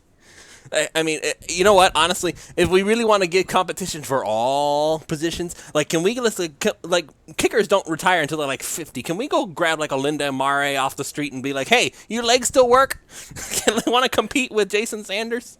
I thought Sanders did really well. No, I know. I mean, it's more of a joke. Sanders is my guy, but it's like if we're really if we're gonna put competition everywhere, you got to give him somebody. Yeah, it's like, and I like Linda Mare. You can always bring back Cody Parkey. He's a bargain. Oh no, the Jupiter Juggernaut. No. We're over that. No, thank you. He's my most viable player. When he was on the Browns, he missed a couple kicks to allow us to beat the Browns a couple years ago. Then he plays Pro Bowl level for us, and then he goes to Chicago and sucks up a storm. And gets paid a pile of money for a kicker. So. That was pretty good. I mean, it's still not as bad as Tampa drafting another kicker. Like, what the heck is wrong with them? Well, yeah. I'm just hoping Sanders keeps this consistently because he played really well for a rookie. So no, I like Sanders. I think Sanders was Darren Rizzi's going away present, and to that I say thank you, good sir. Yeah. All right. Whew. That was a long one. Let's see. We went for 2.5 hours, gentlemen. Well, you did a real early training camp preview, so yeah. Well, you know what? Well, hey, I don't have anything else to talk about. Nothing happening yet. So yeah, I think that about covers it. We'll have more news coming in as the week goes on. Plenty of stuff gonna happen. We'll try to keep it a little less lengthy for the next one. But these depth charts episodes are always beefy anyway. So and we had a very good debate that I am sure that we will revisit come next week regarding Rosen and Fitzpatrick and the whole emphasis on that. So. A lot of good stuff today. I had a lot of fun, and I hope you guys did too. So thank you all so much for joining us. Any final thoughts, gentlemen, before we sign off? I don't have anything for you. It was fun. It's fun. All right, then that about covers it. So thank you all so much for joining us. We will see you all next week for another episode of the PhinManiacs.com podcast. Good night.